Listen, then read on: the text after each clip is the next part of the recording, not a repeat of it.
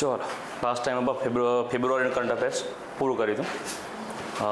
માર્ચની શરૂઆત કરીશું અને માર્ચ ટ્રાય કરીશું કે આજે પૂરું થઈ જાય અને રવિવારે આપણું કરંટ અફેર્સ પૂરું થઈ જવા આપણો પ્રયત્ન કરવાનો છે, કારણ કે સીસીની એક્ઝામ કોન્સ્ટેબલ કરતાં પણ વહેલી આવી ગઈ છે.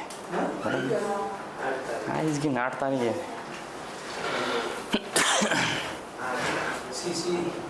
હા. ચલો શરૂઆત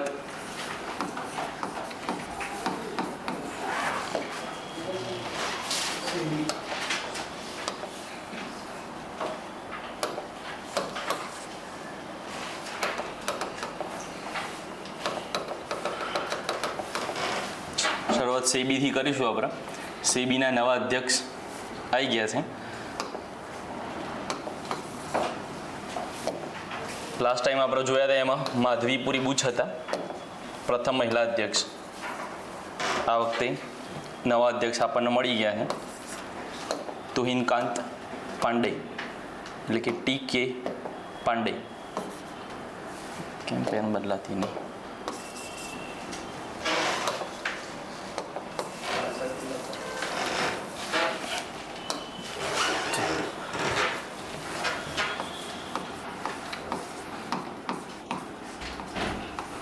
સેબી પૂરું નામ શું થાય?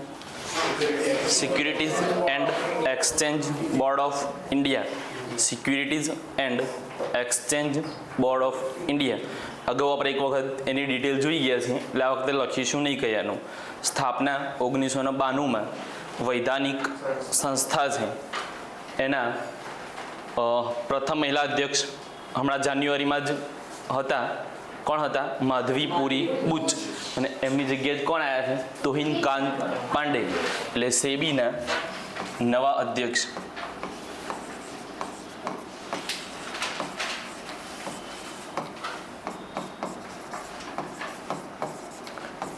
તુહિનકાંત પાંડે. તુહિનકાંત પાંડે. સેબી એક પ્લેટફોર્મ લોન્ચ કર્યું હતું, કદાચ કોઈને યાદ હોય તો. શાના માટે? મ્યુચ્યુઅલ ફંડમાં જે પૈસા રોકાયા હોય, ભૂલી ગયા હોય, હા, એમને પાછા અપાવવા માટે એક પ્લેટફોર્મ લોન્ચ કર્યું હતું, મિત્રા. એટલે યાદ રાખીશું, અગાઉ આપણે ઓલરેડી ભણી ચૂકેલા છીએ. મિત્રા પ્લેટફોર્મ એ કોને લોન્ચ કર્યું હતું? તો સેબીએ લોન્ચ કર્યું હતું. બરાબર. સેબી એટલે securities and exchange board of India. સ્થાપના 1992માં થયેલી વૈધાનિક સંસ્થા છે. એના નવા અધ્યક્ષ આવી ગયા છે. કોણ છે? તો તુહિનકાંત પાંડે. બરાબર. આ જ રીતે કરંટ યાદ રાખવાનું છે. છેલ્લે તમને 6 મહિનાનું એક સાથે બી કરાવવાનું છે. એમાં ખાલી ટોપિક જ જોઈશે મારે જોવા માટે. અને ફટાફટ બોલતો જઈશું. તમે ખાલી મસ્ત વાંચીને રાખજો, તો ફટાફટ બધું ચોંટી જશે મગજમાં સીધું જ. પણ જો વાંચેલું નહીં હોય ને, તો એ વખતે બધું ઉપરથી જ જશે. તો વાંચેલું હશે ને, તો 1.5-2 કલાકમાં તો 6 મહિનાનું કરંટ અફેર્સ આપણે રિવિઝન કરી લઈશું. અને પછી છેલ્લા તમારે રિવિઝનમાં એ જ વિડીયો જોવાનો, પછી આખું જોવાની જરૂર છે નહીં. ચાલો, રણજી ટ્રોફી 2024-25 કોણ ચેમ્પિયન બન્યું છે? વિદર્ભ. કોને હરાવીને? તો કેરળને હરાવીને બન્યું છે. પણ આની પહેલાં આપણે એક ટ્રોફી જોઈ ગયા હતા. કોણ? કઈ ટ્રોફી હતી?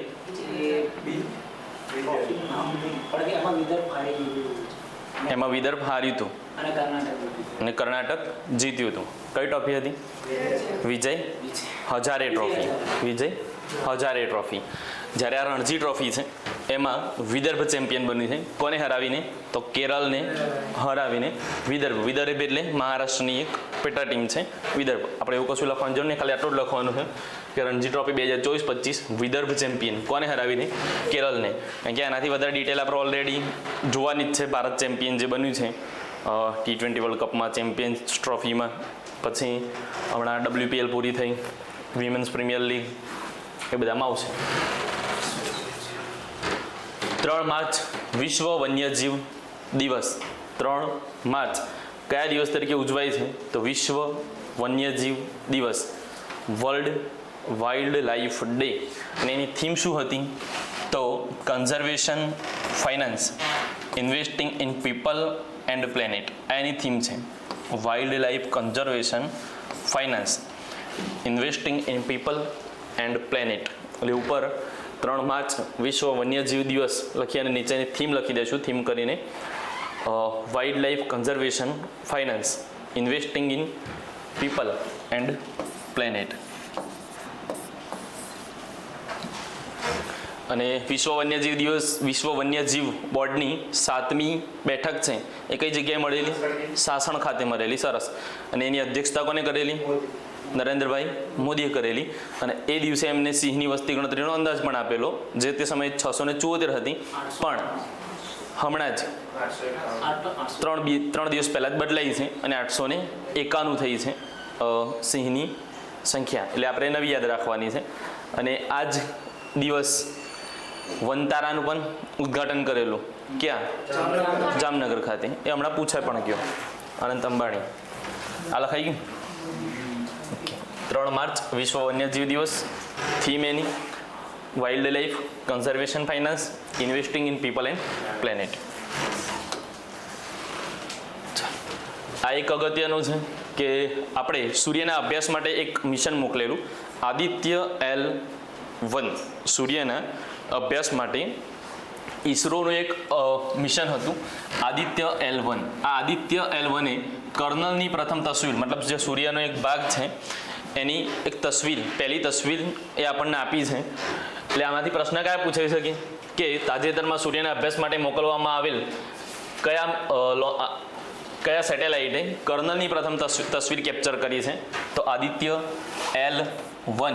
અને આ આદિત્ય L1 એ કોની મદદથી લોન્ચ કર્યું હતું આપણે? તો PSLV C57 ની મદદથી લોન્ચ કરેલું. આ CC વાળો માટે સ્પેશિયલ કારણ કે એ લોકોનો સિલેબસમાં ટેક છે, સાયન્સ એન્ડ ટેક છે, એટલે એમાં ખાસ યાદ રાખીશું કે આદિત્ય L1 કર્નલની પ્રથમ તસવીર કેપ્ચર કરી છે એને. અને આદિત્ય L1 એ કોની મદદથી લોન્ચ કર્યું હતું આપણે? તો PSLV C57. આ સૂર્યના અભ્યાસ માટે મોકલવામાં આવેલું ઈસરોનું પહેલું મિશન હતું આદિત્ય L1. જ્યારે વિશ્વનું પ્રથમ મિશન કયું હતું સૂર્યના અભ્યાસ માટેનું?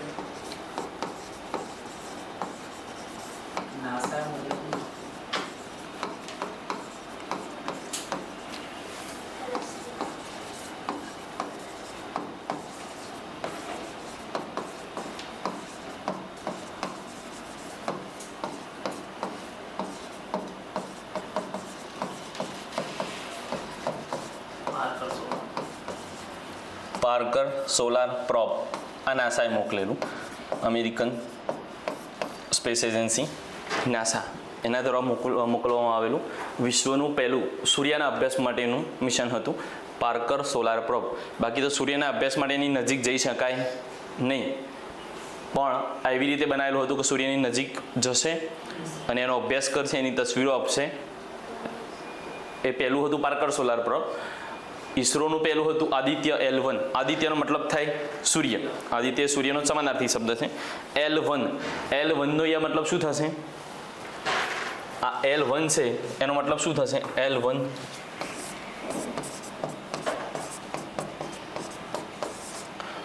લાંગ્રાજિયન point 1. Lagrangian point 1. Lagrangian point કોને કહેવાય? તો સૂર્ય અને પૃથ્વી વચ્ચે એ એવું અંતર કે જ્યાં બંનેનું ગુરુત્વાકર્ષણ બળ કેવું લાગતું હોય? સમાન લાગતું હોય. સૂર્ય અને પૃથ્વી વચ્ચે એવું કોઈ ડિસ્ટન્સ કે જે બંનેની વચ્ચે ગુરુત્વાકર્ષણ બળ હોય એ કેવું લાગતું હોય? સમાન લાગતું હોય. અને એના કારણે જે સેટેલાઇટ છે એ વચ્ચોવચ્ચ આપણો ટકી રહે. અને આવા કેટલા પોઈન્ટ છે સૂર્ય અને પૃથ્વી વચ્ચે કે જ્યાં સમાન ગુરુત્વાકર્ષણ બળ લાગતું હોય? તો આવા 5 પોઈન્ટ છે. લાંગ્રાજિયન પોઈન્ટ કેટલા છે આવા? 5. L1, L2, L3, L4, L5. એમાંથી આપણે આદિત્ય L1 એ ક્યાં મૂક્યું છે? L1 પર. આદિત્ય એટલા નામ એવું આપ્યું છે આદિત્ય L1 લાંગ્રાજિયન પોઈન્ટ 1 પર. એને કર્નલની પ્રથમ તસવીર કેપ્ચર કરી હતી અને PSLV C57 ની મદદથી આપણે લોન્ચ કરેલું છે આદિત્ય L1. યાદ રાખીશું કોનાથી લોન્ચ કર્યું એવું પણ પૂછી શકીએ. ક્લિયર? જોઈ શકો છો તમે તસવીર એની.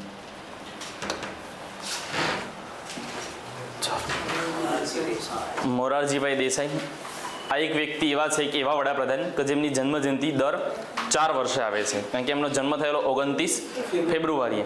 29 ફેબ્રુઆરી એ દર 4 વર્ષે આવે, બરાબર. સામાન્ય વર્ષમાં આવે નહીં, ફક્ત કેવા વર્ષમાં આવે?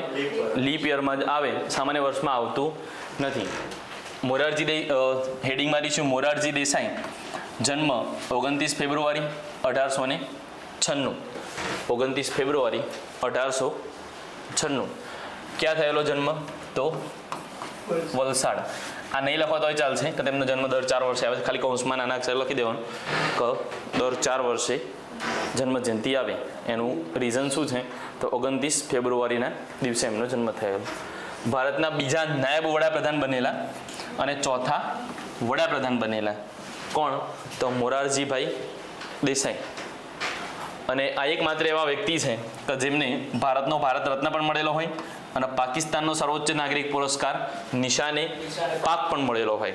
એકમાત્ર એવા ભારતીય વ્યક્તિ છે કે જેમને ભારતનો ભારત રત્ન પણ મળેલો હોય અને પાકિસ્તાનનો સર્વોચ્ચ એવોર્ડ નિશાને પાક એ પણ મળેલો હોય. પાકિસ્તાનનો સર્વોચ્ચ નાગરિક પુરસ્કાર નિશાને પાકથી સન્માનિત કરવામાં આવ્યા હતા. એમની સમાધિ છે અભય ઘાટ. મોરારજીભાઈ દેસાઈની સમાધિ છે અભય ઘાટ, અમદાવાદ. અને મોરારજીભાઈ દેસાઈને ભારત રત્ન ક્યારે મળેલું? તો 1991માં મોરારજીભાઈ દેસાઈને ભારત રત્ન એનાયત થયેલો. એટલે જન્મ 29 ફેબ્રુઆરી 1896. વલસાડ ખાતે જન્મ થયેલો, મતલબ ગુજરાતી હતા. પ્રથમ ગુજરાતી વડાપ્રધાન બનેલા મોરારજીભાઈ દેસાઈ. બીજા નાયબ વડાપ્રધાન હતા, કારણ કે પહેલા નાયબ વડાપ્રધાન કોણ હતા? સરદાર વલ્લભભાઈ પટેલ હતા, જવાહરલાલ નહેરુની સરકાર વખતે. પાકિસ્તાનનો સર્વોચ્ચ નાગરિક પુરસ્કાર નિશાને પાક અને ભારતનો સર્વોચ્ચ નાગરિક પુરસ્કાર ભારત રત્ન બંને મેળવનાર એ એકમાત્ર વ્યક્તિ છે. અને સમાધિ મોરારજીભાઈ દેસાઈની આવેલી છે અભય ઘાટ, અમદાવાદ ખાતે.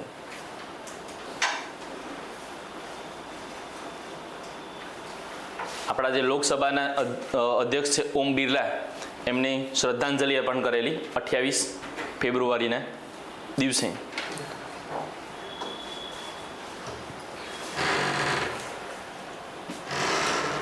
કારણ કે આ વખતે 29 આવે નહીં, એટલે એડવાન્સમાં 28 જ શ્રદ્ધાંજલિ અર્પણ કરી હતી. જન્મ 29 ફેબ્રુઆરી 1896. વલસાડ. બીજા નાયબ વડાપ્રધાન, ચોથા વડાપ્રધાન હતા. નિશાને પાક અને ભારત રત્ન બંને મેળવનાર વ્યક્તિ છે. ભારત રત્ન 1991માં મળેલો અને સમાધિ એમની છે અભય ઘાટ. પ્રથમ બિન કોંગ્રેસી વડાપ્રધાન પણ કોણ હતા? મોરારજીભાઈ દેસાઈ હતા.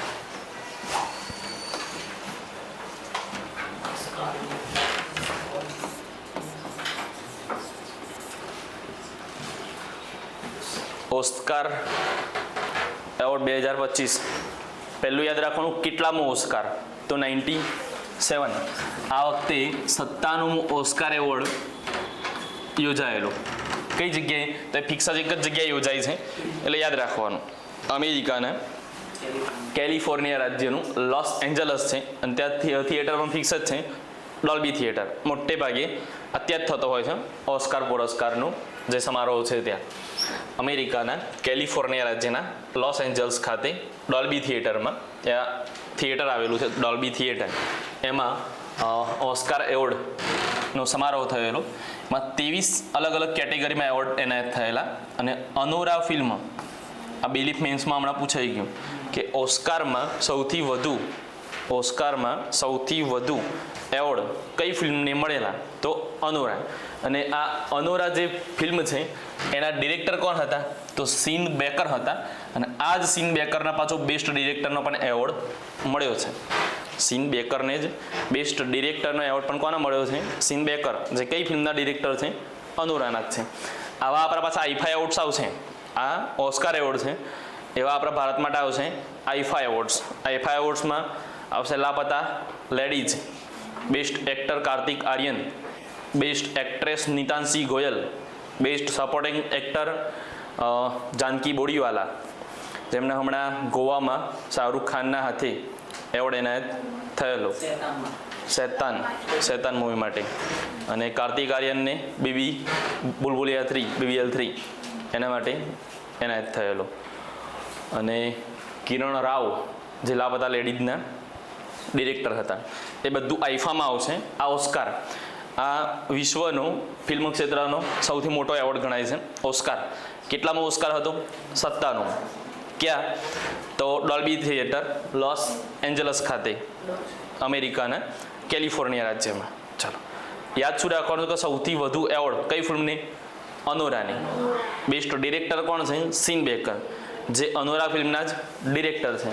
અને આ આપણે જીકે માટે ખાસ યાદ રાખીશું કે ઓસ્કાર વિજેતા સૌપ્રથમ ભારતીય તો ભાનુ અથૈયા. કઈ ફિલ્મ માટે? ગાંધી ફિલ્મ માટે સૌપ્રથમ ભાનુ અથૈયાને ઓસ્કાર મળેલો. એ જીકે માટે ખાસ યાદ રાખીશું.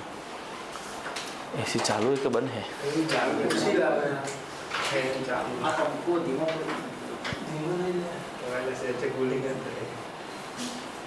ખાલી પંખો નહીં પડતું, ચેક કરી લે.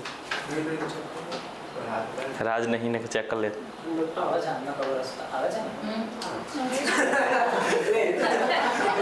વાર લાગશે થોડી.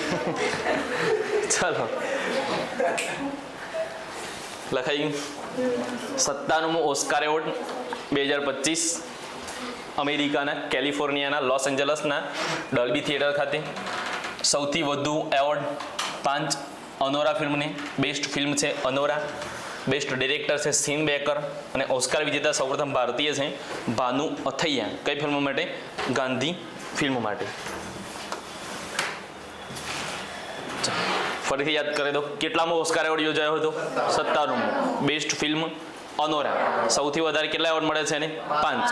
બેસ્ટ ડિરેક્ટર સીન બેકર, સૌપ્રથમ વિજેતા ભારતીય કઈ ફિલ્મ માટે? ગાંધી ફિલ્મ માટે. Okay, ready. ચાલો, આ પણ એક અગત્યનું છે. પ્રથમ મહિલા કાયદા સચિવ Anju Rathi Rana.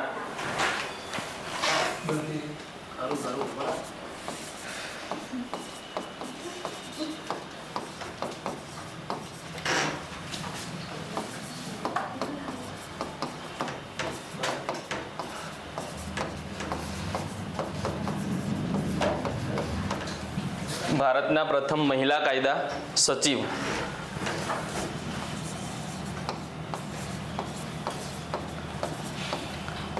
Anju Rathi Rana. Ministry of law and justice appoints doctor Anju Rathi Rana as a secretary of the department of legal affairs. એટલે કાયદા સચિવ, પ્રથમ મહિલા કાયદા સચિવ છે અંજુ રાઠી રાણા. લખાઈ ગયું.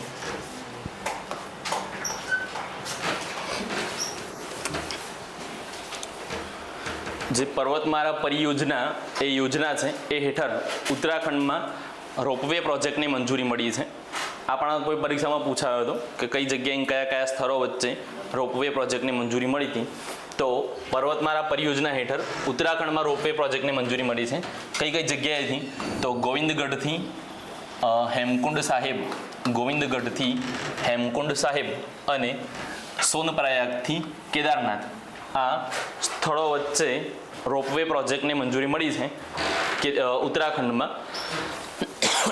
કઈ પરિયોજના હેઠળ? તો પર્વતમાળા પરિયોજના હેઠળ ગોવિંદગઢથી હેમકુંડ સાહેબ અને સોનપ્રયાગથી કેદારનાથ આ સ્થળો વચ્ચે રોપવે પ્રોજેક્ટની મંજૂરી મળી છે. ત્યાં ફોટોમાં તમે જોઈ શકો છો હેમકુંડ સાહિબ રોપવે પ્રોજેક્ટ. આવી આપણે ગયા વર્ષે લગભગ ચોટીલામાં મંજૂરી મળી છે રોપવે. ઓલરેડી પાવાગઢમાં છે, ગિરનારમાં છે, અંબાજીમાં છે, ત્યાં તો રોપવે છે જ, અને ચોટીલામાં પણ મંજૂરી મળી હતી લાસ્ટ ટાઈમ. આ આપણે યાદ રાખીશું. તાજેતરમાં કોને મળી છે? તો ઉત્તરાખંડમાં ગોવિંદગઢથી હેમકુંડ સાહેબ અને સોનપ્રયાગથી કેદારનાથ અહીંયા રોપવે પ્રોજેક્ટની મંજૂરી મળી છે પર્વતમાળા પરિયોજના હેઠળ. ચાલો, લખાઈ ગયું. લાસ્ટ ટાઈમ આપણે સિંધુ જળ સંધિ જોયેલી. સિંધુ જળ સંધિ કયા વર્ષે થયેલી? 1960માં. કોની કોની વચ્ચે? તો ભારત અને પાકિસ્તાન. ભારત તરફથી કોણ હતા? હા, જવાહરલાલ નહેરુ. મોરારજી તો હમણાં આવ્યા. અને પાકિસ્તાન તરફથી અયુબ ખાન, એમની વચ્ચે સિંધુ જળ સંધિ થયેલી. એમાં ભારતને 3 નદીઓના 100% પાણી મળેલા: શરાબી, સતલુજ, રાવી અને બિયાસ. આ ગંગા જળ સંધિ થયેલી 2026માં કોની વચ્ચે? તો ભારત અને બાંગ્લાદેશ વચ્ચે થયેલી. ભારત અને બાંગ્લાદેશમાં આ રીતે સંયુક્ત બેઠકમાં ગંગા જળ સંધિ થયેલી.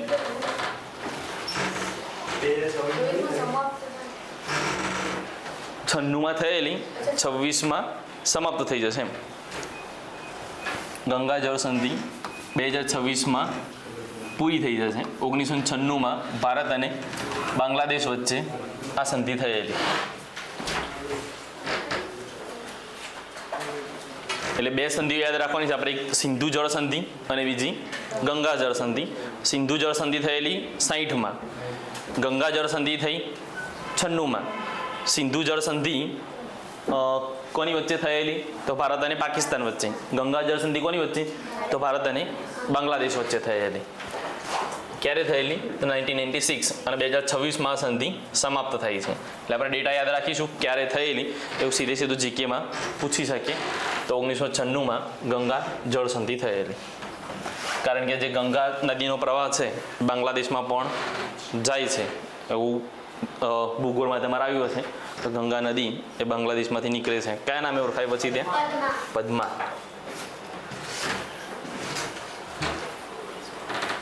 ચાલો, ભારતની પ્રથમ AI સંચાલિત સૌર ઉત્પાદન લાઇન સુરત જિલ્લાના કોસંબામાં, અને કઈ કંપની દ્વારા શરૂ કરવામાં આવી છે? તો ગોલ્ડી સોલાર કંપની છે. એના દ્વારા સુરતમાં કોસંબા ખાતે ભારતની પ્રથમ આર્ટિફિશિયલ ઇન્ટેલિજન્સ સંચાલિત સૌર ઉત્પાદન લાઇન એ શરૂ કરવામાં આવી છે. અને એમાં કેટલી ઉત્પાદન ક્ષમતા છે? તો 14 ગીગાવોટ જેટલી ઉત્પાદન ક્ષમતા ધરાવે છે આ સૌર ઉત્પાદન લાઇન. કઈ કંપની દ્વારા શરૂ કરવામાં આવી છે? તો ગોલ્ડી સોલાર દ્વારા શરૂ કરવામાં આવી છે. India first AI power solar manufacturing by Goldi solar. કઈ જગ્યાએ? તો ગુજરાતમાં છે, એટલે યાદ રાખીશું આપણે કે સુરતમાં.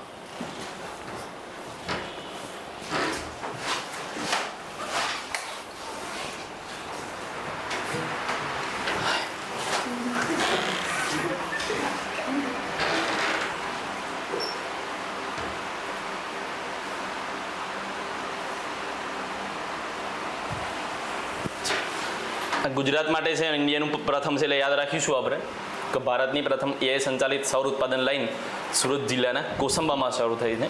14 ગીગાવોટની આયોજન ઉત્પાદન ક્ષમતા છે એની. આ હમણાં પૂછાઈ ગયું બેલીફ મેન્સમાં કે અસ્ત્ર MK3 મિસાઇલનું નામ બદલી અને શું કરવામાં આવ્યું છે? તો અસ્ત્ર MK3 મિસાઇલનું નામ બદલી અને ગાંડીવ કરવામાં આવ્યું છે, જે અર્જુનના ધનુષ્યનું નામ છે. અર્જુનના ધનુષ્યનું નામ છે ગાંડીવ. અને આ બેલીફ મેન્સમાં હતું કે અસ્ત્ર MK3 એનું જે મિસાઇલ છે એનું નામ બદલી અને શું કરવામાં આવ્યું છે? તો ગાંડીવ કરવામાં આવ્યું છે. અસ્ત્ર MK3 મિસાઇલનું નામ બદલી અને ગાંડીવ રાખવામાં આવ્યું છે.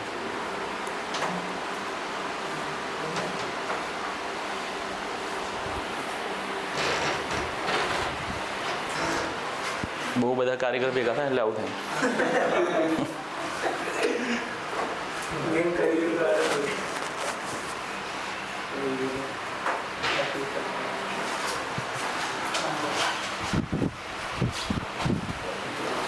માર્ચ આંતરરાષ્ટ્રીય મહિલા દિવસ.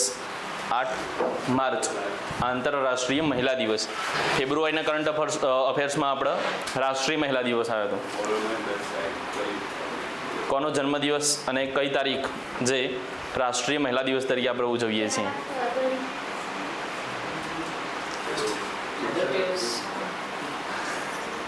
જો ઓલરેડી રેડિયો દિવસ તરીકે પણ ઉજવાય છે. 13 ફેબ્રુઆરી કોની? સરોજિની નાયડુનો જન્મદિવસ એ આપણે રાષ્ટ્રીય મહિલા દિવસ તરીકે ઉજવીએ છીએ, જે 1925ના કાનપુર અધિવેશનના અધ્યક્ષ હતા અને પ્રથમ મહિલા રાજ્યપાલ હતા ભારતના, ઉત્તર પ્રદેશમાં ભારતની બુલબુલ તરીકે ઓળખાતા હતા, એવું આપણે ફેબ્રુઆરીમાં જોયેલું. 8 માર્ચ આંતરરાષ્ટ્રીય મહિલા દિવસ 2025ની થીમ છે for all women and girls rights equality empowerment. ભવિષ્યના દિવસોમાં પુરુષ દિવસ પણ ઉજવાશે, એમાં કોઈ નવાઈ નથી, કેમ કે ધીરે ધીરે અત્યાચારો પુરુષો પર વધતા જઈ રહ્યા છે. 8 માર્ચ આંતરરાષ્ટ્રીય મહિલા દિવસ 2025ની theme for all women and girls rights equality empowerment.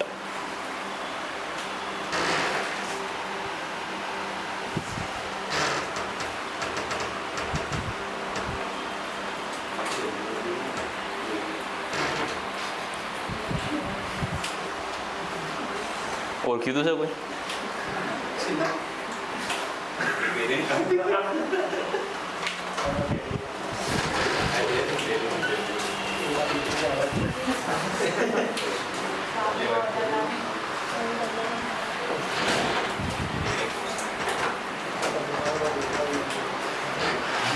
Remote લેતા ના થતું હોય તો હા.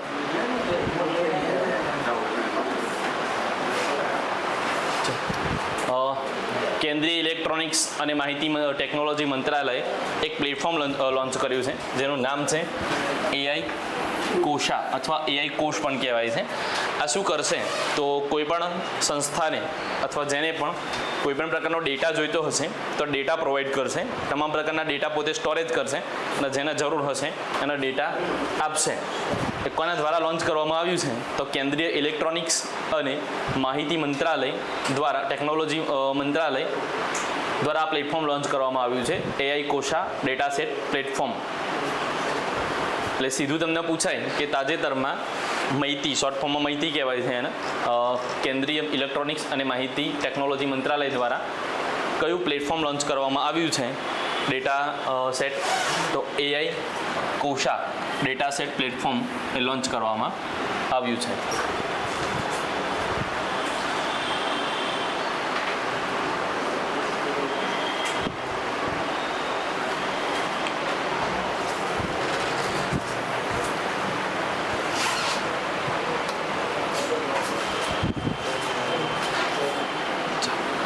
આ શાસન ખાતે મળેલી 7મી વન્યજીવ બેઠક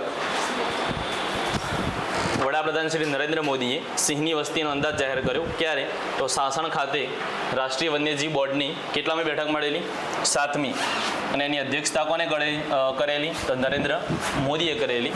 અને એ વખતે જ વનતારા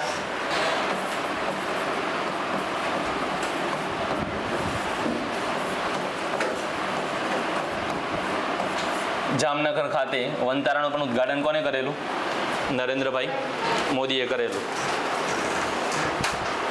સિંહની અંદાજિત વસ્તી કેટલી છે? 891. આ હાલના ડેટા છે, એ વખતના નહીં, આપણે અપડેટ કરી લીધા છે. આ 3-4 દિવસ પહેલાં જ ચેન્જ થયો છે, એટલે આપણે આ યાદ રાખી લઈશું. એ વખતે 674 હતા જે તે સમયે. એ 15મી સિંહ વસ્તી ગણતરી મુજબનો ડેટા હતો. આ નવી જે 16મી સિંહ વસ્તી ગણતરી થઈ ગઈ આ એનો ડેટા છે. એટલે હવે જો કદાચ પેલું યાદ રાખ્યું હોય તે ભૂલી જઈને આપણે આ નવું યાદ રાખી લઈશું કે સિંહની અંદાજિત વસ્તી કેટલી છે તો 891 છે. કેટલામી રાષ્ટ્રીય વન્યજીવ બોર્ડની બેઠક મળેલી? 7મી. ક્યાં મળેલી? શાસન ખાતે. અધ્યક્ષતા કોને કરેલી? નરેન્દ્રભાઈ મોદીએ. અને જે ગુજરાત રિલેટેડ હોય એ આપણે કમ્પલસરી યાદ રાખવાનું. અને છેલ્લા આપણે તમને ગુજરાતીનો ડેટા અલગથી પણ આપી દઈશું. આટલો ગુજરાત રિલેટેડ ડેટા છે, આટલા યુદ્ધ અભ્યાસના ડેટા છે, આવા અલગથી ડેટા પણ કાઢેલા છે. એ લાસ્ટમાં જ્યારે રિવિઝન આવશે ત્યારે બધા ડેટા અલગથી પણ મળી જશે તમને. એટલે સિંહની વસ્તીનો અંદાજ નરેન્દ્રભાઈ મોદીએ જાહેર કર્યો છે. વન્યજીવ બોર્ડની 7મી બેઠક શાસન ખાતે મળેલી, એમાં સિંહની અંદાજિત વસ્તી 891. વનતારા લોન્ચ કરેલું કઈ જગ્યાએ? જામનગર ખાતે. અને વનતારા એ સૌથી મોટી હાથીઓ માટેની હોસ્પિટલ એ વનતારા ખાતે આવેલી છે. એક પ્રકારનું સંગ્રહાલય જેવું જ બનાવેલું છે, બહુ મોટું. કારણ કે જે અનંત અંબાણી છે, અનંત અંબાણી એ પોતે પ્રાણીઓ પ્રત્યે ખૂબ દયા દાખવે છે અને કદાચ પેલો વિડીયો પણ તમે જોયો હશે કે દ્વારકા જ્યારે ચાલતા જતા હતા ત્યારે મરઘાઓ લઈને જતો હતો એક વ્હીકલ, તેમાંથી બધા જ મરઘા ખરીદી લીધેલા, પણ એ તો બીજા લઈ આવશે જઈને, એટલે એ વાત કેટલા બચાવશું, મતલબ જે તે સમયે સારું કાર્ય કરેલું એમ.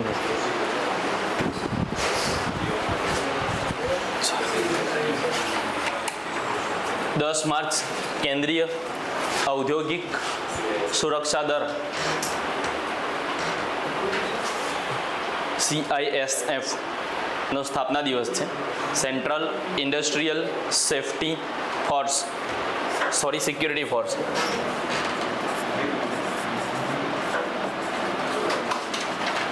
Central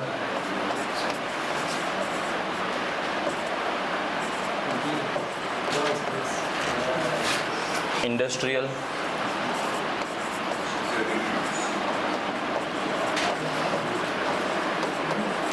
security force. ઇન્ડસ્ટ્રીયલના સ્પેલિંગમાં મિસ્ટેક છે, ખોટો છે.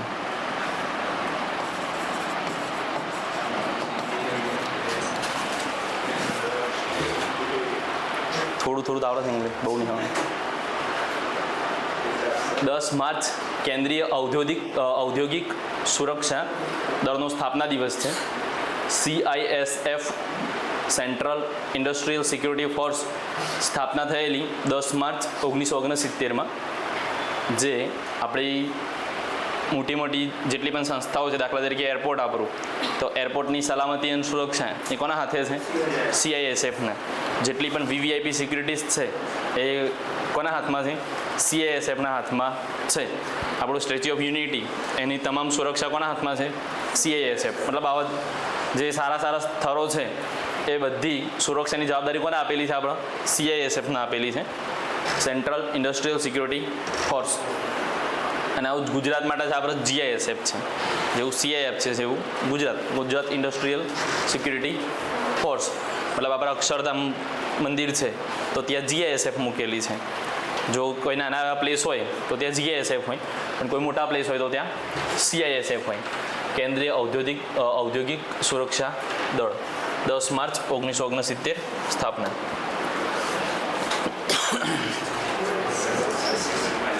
બેલીફ મેન્સમાં પૂછાયો હતો અને આવડવો જ જોઈએ. ના આવડે તો એ દિવસથી ક્રિકેટ જોવાની બંધ કરી દેવી જોઈએ. ICC champions trophy 2025, Bharat champion ફાઇનલમાં કોને હરાવ્યું? ન્યૂઝીલેન્ડને હરાવ્યું હતું. યજમાની ક્યાં કરેલી? પાકિસ્તાન. મતલબ મુખ્ય યજમાન દેશ કોણ હતો? પાકિસ્તાન. પણ ફાઇનલ ક્યાં રમાઈ હતી? દુબઈમાં. કારણ કે શરત એવી હતી તો જો ભારત ફાઇનલમાં પહોંચે તો ફાઇનલ દુબઈમાં રમાશે, અને ભારત ફાઇનલમાં ના પહોંચે તો ફાઇનલ પાકિસ્તાનમાં રમાશે. એટલે ભારતવાળાએ મન ઉપર લઈ લીધું, પાકિસ્તાનમાં તો કોઈ દિવસ રમવા દેશું. કોઈ બી રીતે ભારત ફાઇનલમાં આવ્યું, અને ફાઇનલ ક્યાં રમાઈ? પછી દુબઈમાં રમાઈ, અને એમાં ભારત ન્યૂઝીલેન્ડને હરાવી અને ચેમ્પિયન બન્યું. સૌથી મોટો ફાયદો આપણને એ થયો કે આપણે બધી મેચો એક જ ગ્રાઉન્ડમાં રમવાની થઈ હતી. જેટલી બી મેચો હતી એક જ ગ્રાઉન્ડમાં રમવાની થઈ, અને થોડો ઘણો ફાયદો થાય.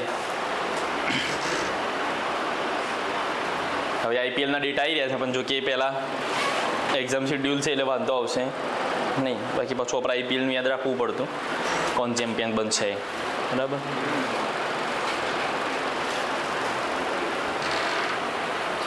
ICC ઇન્ટરનેશનલ ક્રિકેટ કાઉન્સિલ, જેનું વડું મથક દુબઈમાં જ આવેલું છે, એની ચેમ્પિયન્સ ટ્રોફી જે વર્લ્ડ કપમાં ઉપરના જે દેશો હોય એ દેશોની વચ્ચે 8 દેશોની વચ્ચે ચેમ્પિયન્સ ટ્રોફી રમાઈ, અને એમાં ભારત ચેમ્પિયન બન્યું છે. કોને હરાઈને? ન્યૂઝીલેન્ડને ફાઇનલમાં હરાયું. યજમાની પાકિસ્તાન. ફાઇનલ મેચ રમાઈ હતી દુબઈમાં. BCCIનું પૂરું નામ શું થાય? Board of control for cricket in India. Board of control for cricket in India. જ્યારે ICC એટલે ઇન્ટરનેશનલ ક્રિકેટ કાઉન્સિલ, જેનું વડું મથક દુબઈ છે.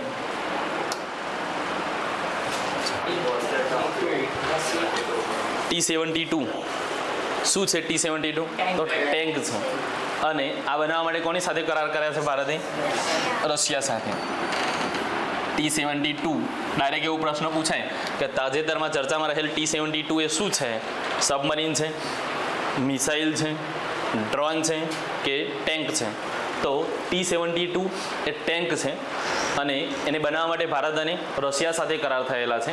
એની ક્ષમતા ઓલરેડી 780 હોર્સ પાવર જેટલી હતી એ વધારી અને કેટલી કરવાની છે? 1000 હોર્સ પાવર કરવામાં આવશે. એટલે T-72 ટેન્ક ભારત અને રશિયા વચ્ચે બનાવવા માટેના કરાર થયેલા છે. ક્ષમતા 780 હોર્સ પાવરથી વધારી અને 1000 હોર્સ પાવર જેટલી કરવામાં આવશે.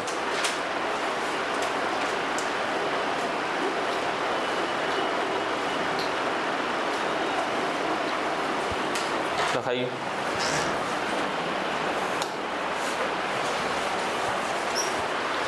11 માર્ચ સયાજીરાવ ગાયકવાડ ત્રીજા, જેમનું મૂળ નામ હતું ગોપાળ રાવ, જે દત્તક પુત્ર હતા. જન્મ થયેલો 11 માર્ચ 1863. ક્યાં થયેલો? મહારાષ્ટ્રમાં. એમનું મૂળ નામ હતું ગોપાલ કાશીરાવ ગાયકવાડ. આમ તો ગોપાલરાવ નામ હતું, ગાયકવાડ તો પછી એમને પાછળથી સરનેમ મળી, દત્તક પુત્ર હતા એટલે. તેમને મફત અને ફરજિયાત શિક્ષણની શરૂઆત કરાવી હતી. કઈ જગ્યાએથી? અમરેલી. સરસ, અમરેલીથી. અને ડૉક્ટર બાબા સાહેબ આંબેડકરને ઉચ્ચ શિક્ષણ માટે લંડન મોકલ્યા હતા સ્કોલરશિપ આપીને. આ હમણાં 1-2માં પૂછાયો હતો GPSCની કે કોને મોકલ્યા હતા સયાજીરાવ ગાયકવાડ ત્રીજાએ? તો ડૉક્ટર બાબા સાહેબ આંબેડકરને શિષ્યવૃત્તિ આપી અને લંડન મોકલ્યા હતા ઉચ્ચ અભ્યાસ માટે. એમનામાં એ પ્રતિભા જોઈ એમને કે આ બાળક એ ભણે એમ છે, હોશિયાર છે, તો એમને સ્કોલરશિપ ની વ્યવસ્થા કરી હતી ડૉક્ટર બાબા સાહેબ આંબેડકર માટે અને એમને લંડન ઉચ્ચ અભ્યાસ માટે મોકલેલા. સયાજીરાવ ગાયકવાડ ત્રીજા, મહારાજા ઓફ બરોડા. 11 માર્ચ 1863 એમની જન્મજયંતિ છે. મહારાષ્ટ્રમાં જન્મ થયેલો. મૂળ નામ હતું ગોપાલરાવ, ગોપાલ કાશીરાવ ગાયકવાડ. મફત અને ફરજિયાત શિક્ષણની શરૂઆત કરાવી હતી. ડૉક્ટર બાબા સાહેબ આંબેડકરને ઉચ્ચ શિક્ષણ માટે લંડન મોકલ્યા હતા. આમ તો બીજો બહુ બધો ડેટા છે, પણ કરંટ અફેર્સમાં આપણે બહુ ડિટેલમાં જઈશું નહીં, ઉપરથી નીકળી જઈશું. બાકી પછી એ કરવા જઈશું તો કરંટ રહી જશે. અને મેં 8 તારીખ CCને આપી દીધી, એના પછી થોડુંક આપણે વધારે સ્પીડ રાખીશું. અને કદાચ સન્ડે આપણો ટાર્ગેટ છે જ કરંટ અફેર્સ પૂરું થઈ જાય. લખાઈ ગયું?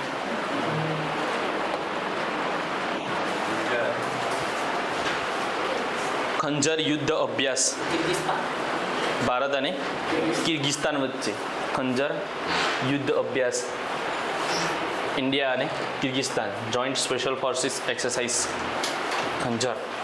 એની 12મી આવૃત્તિ આ વખતે યોજાઈ કિર્ગિસ્તાન ખાતે. કયા કયા દેશો વચ્ચે કયા કયા યુદ્ધ અભ્યાસ થાય છે એ પર બધા યાદ રાખવાના છે. ધર્મ ગાર્ડિયન આવો તો લાસ્ટ ટાઈમ આવી ગયો. ધર્મ ગાર્ડિયન એ લાસ્ટ ટાઈમ આપણે ઓલરેડી જોઈ ગયા. એના સિવાય કયો જોઈ ગયા? તો વિંગ્ડ રાઇડર કોની વચ્ચે? ભારતીય આર્મી અને વાયુસેના વચ્ચે. એના સિવાય કયો જોઈ ગયા? અમેરિકા વચ્ચે તો યુદ્ધ અભ્યાસ. Cyclone, very good. ભારત અને ઇજિપ્ત વચ્ચે સાયક્લોન. કોર્પાટ અને બોંગો સાગર બાંગ્લાદેશ. વરુણ ફ્રાન્સ. અરુણ ફ્રાન્સ. આ બધા યાદ રાખવાના છે. ધીરે ધીરે જેટલા બી આવશે એ બધા આપણે એક સાથે પછી યાદ કરીશું. અગાઉના આપણે કરી દીધા. સાયક્લોન ઇજિપ્ત, વિંગ્ડ રાઇડર ભારતીય આર્મી અને વાયુસેના વચ્ચે, કોર્પાટના બોંગો સાગર બાંગ્લાદેશ, ખંજર કિર્ગિસ્તાન. કેટલામી આવૃત્તિ હતી? 12મી આવૃત્તિ હતી.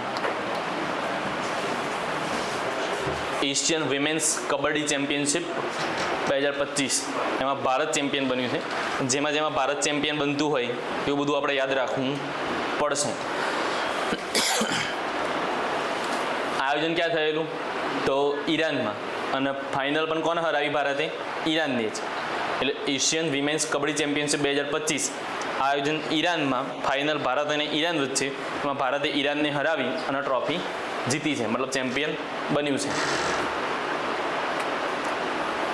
Asian women's kabaddi championship 2025 Bharat champion. આયોજન ઈરાન. ફાઇનલમાં ભારતે કોને હરાવ્યું?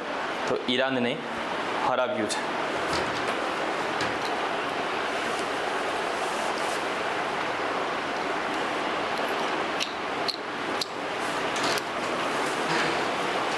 લખાઈ 20 સ્લાઇડથી ફરી એક વખત રિવિઝન કરી લેશું આપણે વિષય વિશે.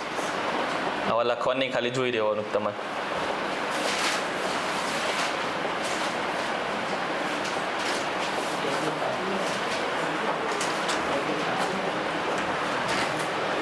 સેબીના નવા અધ્યક્ષ કોણ બને? તુહિનકાંત પાંડે. કોને સ્થાને? માધવીપુરી બુચ. સેબી એટલે securities and exchange board of India, વૈધાનિક સંસ્થા છે. 1992માં સ્થાપના થયેલી સેબીની. સેબીએ હમણાં એક પ્લેટફોર્મ લોન્ચ કર્યું છે, મિત્રા. મ્યુચ્યુઅલ ફંડમાં રોકાયેલા પૈસા કોણ છે કે નહીં એ શોધવા માટે આપણે Mitra platform. Ranji trophy 2024-25 Vidarbha champion કોને હરાવીને? કેરળને. વિશ્વ વન્યજીવ દિવસ 3 માર્ચ. થીમ એની wildlife conservation finance, investing in people and planet. Aditya L1એ કર્નલની પ્રથમ તસવીર એ કેપ્ચર કરી છે. આદિત્ય L1 કોની મદદથી? PSLV C-57ની મદદથી આપણે લોન્ચ કરેલું છે. ઈસરોનું પ્રથમ સૂર્યના અભ્યાસ માટેનું મિશન છે આદિત્ય L1. આદિત્યનો મતલબ જ થાય સૂર્ય. L1 એટલે લાંગ્રાજિયન પોઈન્ટ 1. આવા સૂર્ય અને પૃથ્વી વચ્ચે 5 પોઈન્ટ છે. L1, L2, L3, L4, L5. લાંગ્રાજિયન point એટલે સૂર્ય અને પૃથ્વી વચ્ચેનું એવું ડિસ્ટન્સ કે જ્યાં બંનેનું ગુરુત્વાકર્ષણ બળ કેવું હોય? સમાન હોય. વિશ્વનું પ્રથમ મિશન હોય સૂર્યના અભ્યાસ માટેનું તો પાર્કર સોલાર પ્રોબ, નાસાનું હતું, અમેરિકાનું. મોરારજીભાઈ દેસાઈની જન્મજયંતિ છે 29 ફેબ્રુઆરી 1896. એટલા માટે આ વખતે 28 ફેબ્રુઆરીએ ઓમ બિરલા, જે આપણા લોકસભાના અધ્યક્ષ છે, એમને શ્રદ્ધાંજલિ આપી હતી. એમનો જન્મ વલસાડ ખાતે થયેલો. ક્યારે? તો 29 ફેબ્રુઆરી 1896. ભારતના બીજા નાયબ વડાપ્રધાન અને ચોથા વડાપ્રધાન રહી ચૂક્યા છે. એમને પાકિસ્તાનનો સર્વોચ્ચ પુરસ્કાર નિશાને પાક મળ્યો છે અને ભારત રત્ન 1991 અને એમની સમાધિ છે અભયઘાટ. 97મો ઓસ્કાર એવોર્ડ કઈ જગ્યાએ? તો અમેરિકાના લોસ એન્જલસ ખાતે ડોલ્બી થિયેટરમાં. કેટલામો? 97મો. બેસ્ટ ફિલ્મ અનોરા, જેને કેટલા એવોર્ડ મળ્યા છે? સૌથી વધુ 5. બેસ્ટ ડિરેક્ટર સીન બેકર, જે અનોરા ફિલ્મના જ ડિરેક્ટર છે, સીન બેકર.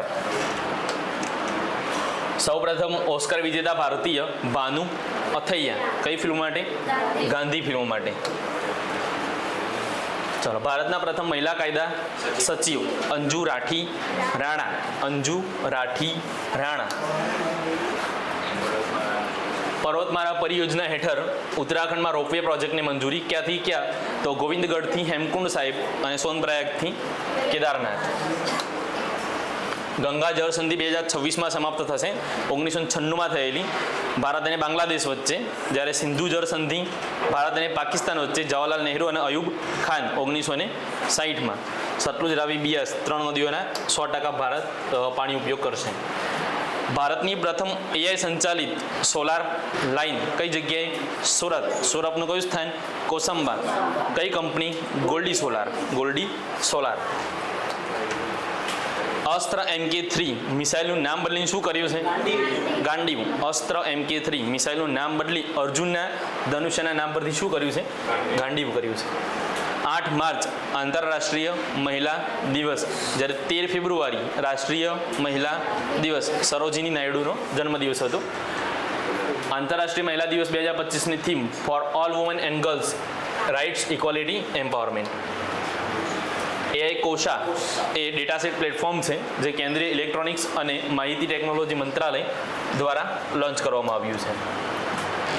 સિંહની વસ્તી ગણતરીનો અંદાજ જાહેર કર્યો હતો. રાષ્ટ્રીય વન્યજીવ બોર્ડની કેટલામી બેઠક? 7મી. કઈ જગ્યાએ? સાસણ ખાતે. હાલમાં કેટલા સિંહ છે અંદાજિત? 891 સિંહ છે.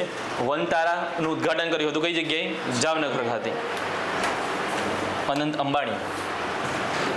10 માર્ચ કેન્દ્રીય ઔદ્યોગિક સુરક્ષા દળનો સ્થાપના દિવસ. સ્થાપના 10 માર્ચ 1969. CISF એટલે central industrial security force. ICC champions trophy આયોજન થયેલું પાકિસ્તાનમાં. મુખ્ય આયોજક કોણ હતું? પાકિસ્તાન. ફાઇનલ ભારત અને ન્યુઝીલેન્ડ વચ્ચે. વિજેતા ભારત. ફાઇનલ મેચનું સ્થળ હતું દુબઈ. એમાં પછી મેન ઓફ ધ મેચ ને મેન ઓફ ધ સિરીઝ ને બધું જોઈ લેવાનું તમારે જાતે જાતે થોડું. T-72 ટેન્ક ભારત અને રશિયા વચ્ચે કરાર થયા છે. 780 હોર્સ પાવરથી 1000 હોર્સ પાવર ક્ષમતા વધારવામાં આવશે. 11 માર્ચ સયાજીરાવ ગાયકવાડ ત્રીજાની જન્મજયંતિ છે. 11 માર્ચ 1863 મહારાષ્ટ્રમાં જન્મ થયેલો. મૂળ નામ ગોપાલ કાશીરાવ ગાયકવાડ હતું. મફત અને ફરજિયાત શિક્ષણની શરૂઆત કરાવેલી અમરેલીથી અને બાબા સાહેબ આંબેડકરને ઉચ્ચ શિક્ષણ માટે લંડન મોકલ્યા હતા. ખંજર યુદ્ધ અભ્યાસ ભારત અને કિર્ગિસ્તાન વચ્ચે. ખંજર યુદ્ધ અભ્યાસ ભારત અને કિર્ગિસ્તાન વચ્ચે. Asian women's kabaddi championship 2025 Bharat champion બન્યું. ઈરાનને હરાવીને આયોજન ક્યાં થયેલું? ઈરાનમાં. તો 20 સ્લાઇડને રિવિઝન કરતાં આપણે માંડ 2-3 મિનિટ લાગીએ છીએ. એટલે છેલ્લે એક વખત કમ્પ્લીટ હજી તમે વાંચેલું હશે ને તો આખું 6 મહિનાનું રિવિઝન કરતાં આપણે 2 કલાક નહીં થાય. આનાથી થોડાક સ્લો રિવિઝન કર્યું છે ને તો 2 કલાકમાં પતી જશે. DRDO દ્વારા બ્રહ્માસ્ત્ર મિસાઇલ વિકસાવવામાં આવી છે. DRDO એટલે defence research development organisation. Defence research and development organisation. Long range anti ship missile છે. મતલબ જે શિપ હોય, જહાજો હોય એના તોડવા માટેની મિસાઇલ છે. Long range anti ship missile છે. જેની રેન્જ કેટલી છે તો 1500 કિલોમીટર જેટલી છે અને ઝડપ 12,144 પ્રતિ કલાક જેટલી છે. એક કલાકમાં આટલા કિલોમીટરનું અંતર કાપી શકીએ છીએ. પાકિસ્તાનમાં જઈને 5 વખત પાછી આવી જાય કલાકમાં.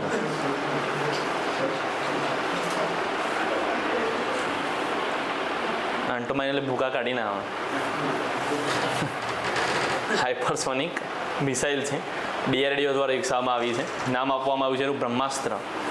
Defence research and development organisation દ્વારા વિકસાવવામાં આવેલી છે. Long range anti ship missile છે. રેન્જ એની 1500 કિલોમીટરની છે. ઝડપ 12,144 પ્રતિ કલાકની ઝડપ છે એની. આપણે હવે ગણિત નહીં એપ્લાય કરવું અહીંયા. મેક લખાયું.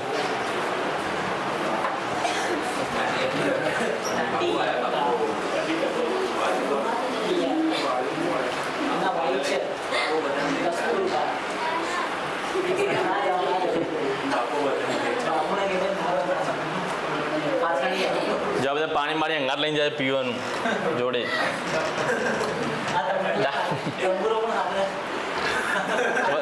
રાતે ભજન નહીં કરવાના. ચાલો. દાંડી યાત્રાના 95 વર્ષ પૂર્ણ થયા.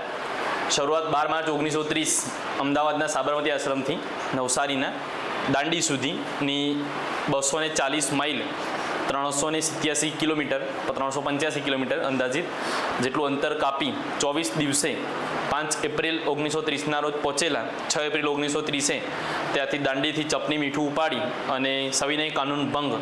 આ કઈ ચળવળનો ભાગ છે એવું પણ પૂછાય છે દાંડી યાત્રા. તો સવિનય કાનૂન ભંગ એ ચળવળનો એક ભાગ છે. બીજું બધું અમને લખીએ જ છીએ કે ગાંધીજીની ધરપકડ કયા ગામેથી થયેલી? કરાડી ગામેથી. પ્રથમ રાત્રિ રોકાણ ક્યાં કરેલું? અસલાલી ગામે. કઈ જગ્યાએ એવું બોલેલા કે કાગડા કૂતરાને મોતે મરીશ પણ સ્વરાજ લીધા વિના પાછો પગ નહીં મૂકો આશ્રમમાં? ભાટ ગામે આવું બોલેલા. આગળ એક ટુકડી જતી હતી બાળકોની, મતલબ યુવાનોની, કે જે સાફ સફાઈનું અને રાત્રિ રોકાણ માટે રહેવા માટેની સગવડ કરતું હતું. અરુણ ટુકડી હતી. કઈ ટુકડી હતી? અરુણ ટુકડી હતી. પછી દાંડી યાત્રાની મહાનિષ્ક્રમણ સાથે કોને સરખાવી હતી? અને નેપોલિયનની પેરિસ માર્ચ કોને સાથે સરખાવી હતી? બરાબર. બધા ડેટા લખાવતો નથી પણ તમે ઓલરેડી ઇતિહાસમાં ભણી ગયેલા છો, ખાલી રિવિઝન કરી દઉં છું. બરાબર. દાંડી યાત્રાના 95 વર્ષ પૂર્ણ થયા. શરૂઆત 12 માર્ચ 1930 અમદાવાદના સાબરમતી આશ્રમથી નવસારીના દાંડી સુધી. 78 સાથીદારો સાથે અમદાવાદથી 12 માર્ચ 1930ના રોજ શરૂ કરેલી. પ્રથમ પડાવ કયા ગામે? અસલાલી. ભાટ ગામે ઘોષણા કરી હતી કાગડા કૂતરાના મોતે મરીશ પણ સ્વરાજ લીધા વિના આશ્રમમાં પાછો પગ નહીં મૂકું. દાંડી યાત્રા દરમિયાન આગળની વ્યવસ્થા માટે કઈ ટુકડી હતી? અરુણ ટુકડી હતી.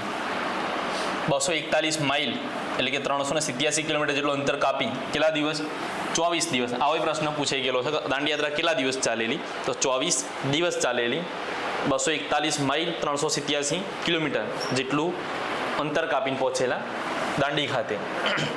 6 એપ્રિલ 1930ના રોજ સવારે 6:30 કલાકે, આવો ટાઈમ યાદ નહીં રાખવાનો બરાબર છો. કેટલા વાગે ચપટી મીઠું ઉપાડ્યું હતું? ચપટી મીઠું ઉપાડીને કાયદાનો સવિનય ભંગ કર્યો હતો. સુભાષચંદ્ર બોઝે દાંડી યાત્રાને નેપોલિયનની પેરિસ માર્ચ સાથે સરખાવેલી. કોને? સુભાષચંદ્ર બોઝે. અને મહાદેવભાઈ દેસાઈએ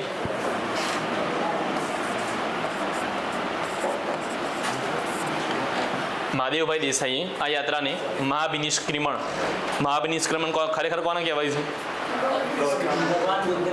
ગૌતમ બુદ્ધે ઘર છોડ્યું હતું.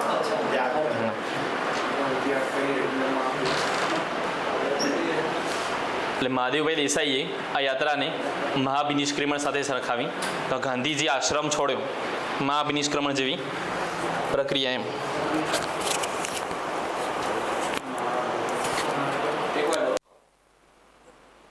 હાલો. કયો થઈ ગયું? ના, પેલું એ લગાવવાનું છે ને.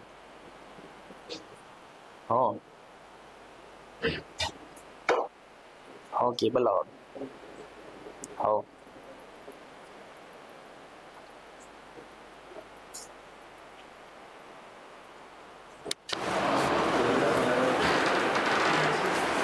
અને ગાંધીજીની ધરપકડ ક્યાંથી થયેલી? કરાડી ગામેથી. ને આવું બધું તમને ઇતિહાસમાં ખબર હોવી જોઈએ. કરંટમાં તો લખવા માંડ્યા તો લખી જ લો, બાકી નહોતું લખવા દેવાનું તમને, વધારે સમય બગાડશો તો. જો કે આ ફરીથી આપણે રિવિઝનમાં લઈ લઈશું એટલે તમને ભૂખાઈ જશે. શરૂઆત ક્યારે? 12 માર્ચ 1930. પૂર્ણ ક્યારે થયેલી? 5 એપ્રિલ 1930. 6 એપ્રિલે મીઠું ઉપાડેલું. પહેલો પડાવ અસલાલી ગામે, પછી ભાટ ગામે એવું કીધું કાકડા કૂતરાને મોતે મરીશ પણ સ્વરાજ લીધા વગર પાછો પગ નહીં મૂકો. બરાબર. કોની સાથે સરખાવી? તો સુભાષચંદ્ર બોઝે નેપોલિયનની પેરિસ માર્ચ સાથે સરખાવી. મહાદેવભાઈ દેસાઈએ મહાબિનિષ્ક્રમણ સાથે સરખાવી. યાદ રહી જ જાય, મહાદેવભાઈ દેસાઈ, મહાબિનિષ્ક્રમણ, બધું મહા યાદ રહી જાય. પછી ધરપકડ ક્યાંથી થઈ? તો કરાડી ગામે. કેટલા દિવસ ચાલી? 24 દિવસ. ક્યાંથી ક્યાં? તો 241 માઇલ અથવા 387 કિલોમીટર સાબરમતી આશ્રમથી નવસારીના દાંડી સુધી. આટલો ડેટા યાદ રાખવાનો. અને આના સિવાયનો બહુ બધો ડેટા છે ખરો, પછી બધું કરવા જઈશું તો આપણે ઇતિહાસનો ટોપિક બની જશે. દાંડી માર્ચ ભણાતા જ કલાક જતો રહે.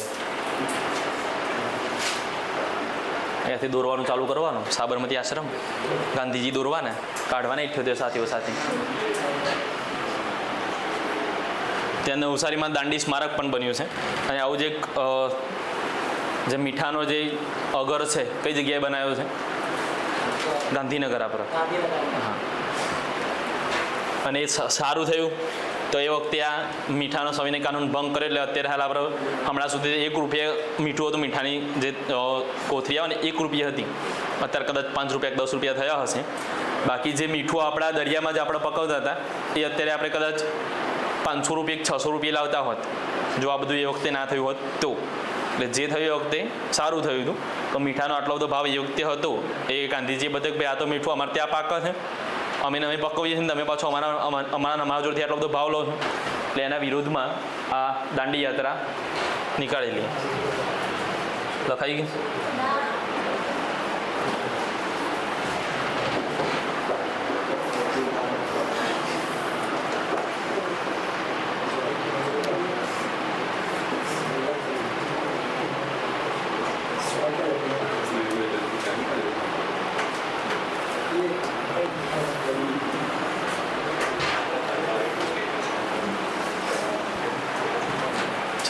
સિપ્રી રિપોર્ટ. સિપ્રી એક એવી સંસ્થા છે જે હથિયારોની આયાત નિકાસ કોની જોડે કેટલો જથ્થો છે એ બધી માહિતી રાખે છે. એમાં સિપ્રી રિપોર્ટ ભારત વિશ્વનો બીજો સૌથી મોટો હથિયારોની આયાત કરતો દેશ બન્યો છે. તો બીજા દેશો પાસેથી હથિયારો ખરીદતો હોય એવો બીજો સૌથી મોટો દેશ બન્યો છે. પહેલા નંબરે કોણ છે? યુક્રેન. કારણ કે યુક્રેન અત્યારે રશિયા જોડે યુદ્ધ ચાલે છે અને યુક્રેન એ નાનો અમથો દેશ છે. આમે આખું રશિયા જાયન્ટ કન્ટ્રી છે. એટલે એની સાથે સામનો કરવા માટે યુક્રેને બહુ બધા હથિયારો ખરીદ્યા છે. છેલ્લા 3 વર્ષ ઉપર થઈ ગયું, હજી યુદ્ધ ચાલુ છે અને આપણે એ અઠવાડિયામાં પૂરું થઈ ગયું. ડોનાલ્ડ ટ્રમ્પે એક ટ્વીટ કરી, સીઝ ફાયર, 2 સીઝ ફાયર. હામે થોડા ઘણા માર્યા, પછી યુદ્ધ સમાપ્ત થઈ ગયું. બરાબર. અને પહેલાં તો ડોનાલ્ડ ટ્રમ્પે જઈને કહ્યા 2 જણાનું 2.5 કલાક મિટિંગ કરી, 2 ના પાડી દીધી કે મેર પડશે નહીં. એ નમો તો ઠીક, બાકી અમે નમીએ નહીં. યુક્રેનના રાષ્ટ્રપતિ ઝેલેન્સ્કી, હા, એમની નાનો અમથો દેશ તો એ ના પાડી દીધી કે ના, જો સુધી શરૂઆત એમને કરી હતી તો અંત એ કરશે, અમે અંત કરીશું નહીં. ઈગો ઉપર આવી ગઈ, મોરા. એટલે સિપ્રી રિપોર્ટ, ભારત વિશ્વનો બીજો સૌથી મોટો હથિયારોની આયાત કરનારો દેશ બન્યો છે. પહેલા નંબરે કોણ છે? યુક્રેન છે. અને આ સિપ્રી રિપોર્ટ મુજબ જ આપણે ભારત અને પાકિસ્તાન એકબીજાના હથિયારોની જે સંખ્યા છે, કેટલા હથિયારો કોની પાસે છે, એની પણ આપણે આપલે કરતા હોઈએ છીએ.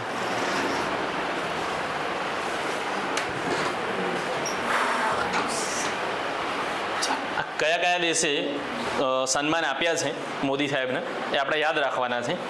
અહીંયા બાર્બાડોસ અને મોરેશિયસ 2 તો છે જ ને. ત્રીજું કયું યાદ રાખવાનું છે આપણે? ગુયાના, જે હમણાં અપાયા હોય. બાકી તો બહુ બધા દેશોએ આપ્યા છે, કારણ કે આપણા મોદી સાહેબ બધા દેશોમાં ફરતા જ રહેતા હોય છે, એટલે બધા આપતા રહેતા હોય. ચલો ભાઈ, તમને તાન સન્માન આપ્યું અમારું. અને ભારતવાળા કોઈને આવું સન્માન, ભારતનો જે ભારત રત્ન છે એ મોસ્ટલી આપતા નથી. બીજા બધા એવોર્ડ આપે, પણ ભારત રત્ન ના આપે. ગુયાનાનું પણ લખેલું જ છે. વડાપ્રધાન શ્રી નરેન્દ્રભાઈ મોદીને બાર્બાડોસ, મોરેશિયસનું સર્વોચ્ચ સન્માન અને ગુયાનાએ પણ સર્વોચ્ચ સન્માન આપ્યું છે એમનું.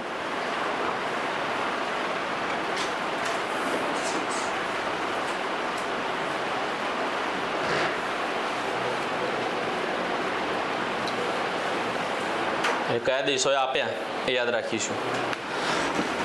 નામ બહુ મોટા છે એમના. આપણા જે રીતે ભારત રત્ન છે એમ એમના તો કિંગ ઓફ ધ હિન્દ સાગર ને એવું બધું કંઈક નામ છે. હિન્દ મહાસાગર મોરેશિયસ વાળાનું તો.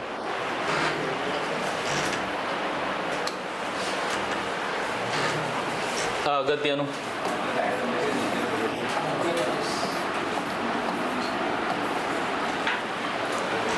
ભારતનું 58મું ટાઈગર રિઝર્વ. કેટલામું? 58મું ટાઈગર રિઝર્વ. કઈ જગ્યાએ? મધ્યપ્રદેશમાં. ભારતનું પ્રથમ સફેદ વાઘ સંરક્ષણ કઈ જગ્યાએ? એ પણ મધ્યપ્રદેશમાં. કઈ જગ્યાએ? ગોવિંદગઢ ખાતે, રેવા. મધ્યપ્રદેશનું કેટલામું ટાઈગર રિઝર્વ છે? 9મું. આના પહેલા 57મું કયું હતું?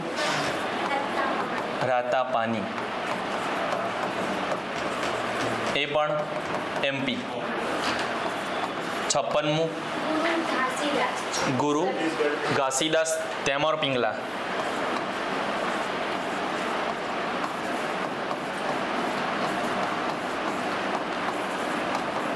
છત્તીસગઢ. એટલે ટાઈગર રિઝર્વ્સ પણ યાદ રાખીશું, કયા ટાઈગર રિઝર્વ ક્યાં આવેલા છે. પર્યાવરણનો નાનો અમથો ટોપિક જ લખેલો છે અંદર સિલેબસમાં, એટલે પૂછી શકે કે Madhav national park tiger reserve એ કેટલામું છે? તો 58મું. કઈ જગ્યાએ? તો MPમાં. અને મધ્યપ્રદેશનું જ 9મું છે. મધ્યપ્રદેશ પોતે ટાઈગર સ્ટેટ તરીકે ઓળખાય છે. સૌથી વધારે વાઘ MPમાં જ જોવા મળે છે. ગુજરાતમાં વાઘ જોવા મળતા નથી. ગુજરાતમાં બધા સિંહ જ છે. સિંહ અને વાઘ ભેગા રહી શકે નહીં. આવો પ્રશ્ન કઈ ફોરેસ્ટમાં હતો કે ગુજરાતમાં નીચેનામાંથી ગીરના જંગલમાં કયું પ્રાણી જોવા મળતું નથી? વાઘ, સિંહ, પછી બીજા નાના પ્રાણીઓ હતા, શિયાળ ને એવા બધા તો હોય જ ને. હોય તો આપણે ગામડામાં રખડતા હોય છે, એટલે હોય લે. વાઘ અને સિંહ એક મેનમાં 2 તલવાર ના સામે એવું છે. એ 2 જોડે હોય નહીં, લડી મરી જાય 2. પેલો કે હું જબરો, પેલો કે હું જબરો. ચાલો, આ પણ અમને પૂછાઈ ગયું બેરીફ મેન્સમાં. ભારતનું સૌથી પ્રદૂષિત શહેર? બર્નીહાટ, મેઘાલય. ભારતનું સૌથી પ્રદૂષિત શહેર. કદાચ એવું પૂછાય કે ભારતનું સૌથી પ્રદૂષિત રાજધાની, વિશ્વની, તો દિલ્હી. અને ભારત એ પ્રદૂષિત શહેરોમાં કયા નંબરે છે? 5મા નંબરે છે. બરાબર. સૌથી પ્રદૂષિત દેશ કયો છે? તો ચાડ. બીજા નંબરે છે Bangladesh. World air quality report 2024 કોના દ્વારા બહાર પાડવામાં આવે છે? આ તો IQAir, આ સંસ્થા છે IQAir દ્વારા એર ક્વોલિટી રિપોર્ટ 2024 પ્રસિદ્ધ કરવામાં આવ્યો હતો. ભારત વિશ્વના 5મા સૌથી પ્રદૂષિત દેશ તરીકે ઓળખવામાં આવ્યો છે. સૌથી પ્રદૂષિત દેશોમાં 5મો નંબર છે આપણે, એટલે ગૌરવપૂર્ણ વાત નથી આ. આપણે બહુ પ્રદૂષિત દેશોમાં આવીએ છીએ. અને એમાંય મેઘાલયનું બર્ની હાટ સૌથી પ્રદૂષિત શહેરોની યાદીમાં પહેલા નંબરે છે. મેઘાલયનું બર્ની હાટ સૌથી પ્રદૂષિત શહેરોની યાદીમાં ટોચ પર છે. અને આ બિલીફ મીન્સમાં હમણાં પૂછાઈ ગયો છે. સૌથી પ્રદૂષિત રાજધાની છે દિલ્હી. સૌથી પ્રદૂષિત દેશ છે ચાડ. અને બાંગ્લાદેશ આમાં બીજા નંબરે છે.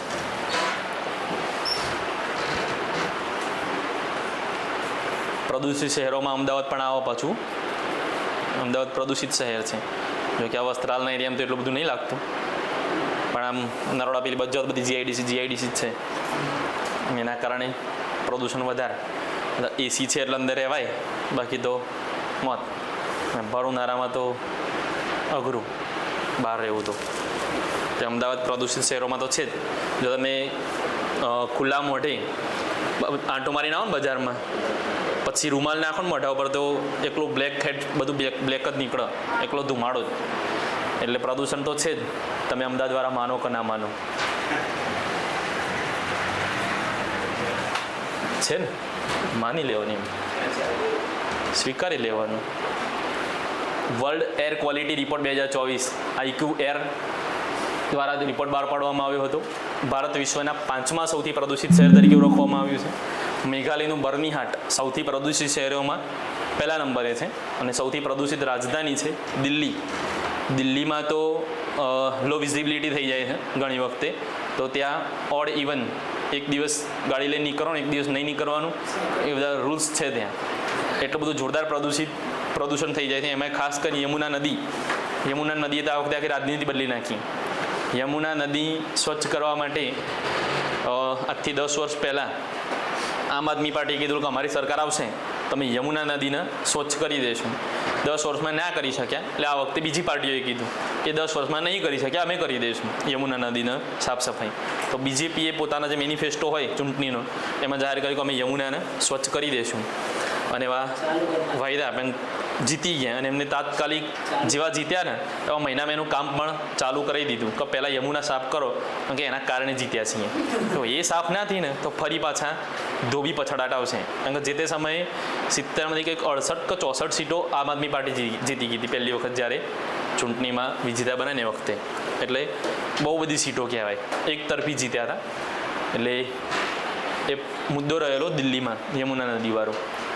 World air quality report IQAir દ્વારા બહાર પાડવામાં આવે છે. પ્રથમ નંબરે કયું શહેર છે? બર્ની હાટ. કયા રાજ્યનું? મેઘાલયનું. સૌથી પ્રદૂષિત રાજધાની દિલ્હી. સૌથી પ્રદૂષિત દેશ ચાડ. બીજા નંબરે છે બાંગ્લાદેશ. ભારતનો ક્રમ 5મો.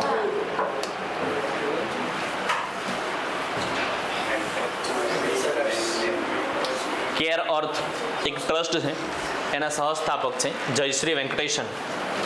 જયશ્રી વેંકટેશન એમને વેટલેન્ડ વાઇઝ યુઝ માટે રામસર એવોર્ડ મળ્યો છે અને મેળવનાર પ્રથમ ભારતીય બન્યા છે. રામસર એવોર્ડ મેળવનાર પ્રથમ ભારતીય છે જયશ્રી વેંકટેશન. જયશ્રી વેંકટેશન જે કેર અર્થ ટ્રસ્ટ છે એના સહસ્થાપક છે જયશ્રી વેંકટેશન. અને એમને રામસર એવોર્ડ મળ્યો છે. વેટલેન્ડ ડે ક્યારે ઉજવાય છે? 2 ફેબ્રુઆરી.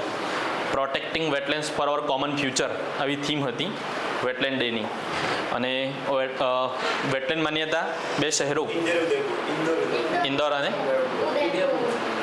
ઉદયપુર. પણ આ વખતે જયપુર ના થઈ જાય એનું ખાસ ધ્યાન રાખીશું. અને થશે જ, પેલા પૂર આવે એટલે ઉદયપુરનો જયપુર બધું પૂર થઈ જશે. 15 માર્ચ વિશ્વ ગ્રાહક દિવસ થીમ હતી I just transition to sustainable lifestyles. નીચે ઓર બી લખી દેજો, એમાં દિવસ અગત્યનો છે કે વિશ્વ ગ્રાહક દિવસ ક્યારે ઉજવવામાં આવે છે? તો 15 માર્ચ. કેર અર્થ ટ્રસ્ટના સહસ્થાપક છે જયશ્રી વેંકટેશન. ચાર્જર બેટરી લો રનિંગ.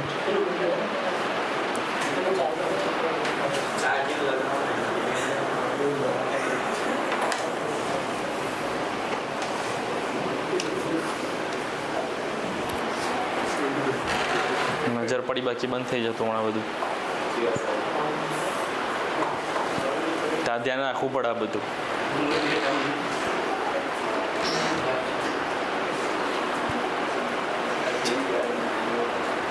યાદ રાખીશું જયશ્રી વેંકટેશન વેટલેન્ડ વાઇઝ યુઝ માટે રામસર એવોર્ડ મેળવનાર પ્રથમ ભારતીય બન્યા છે.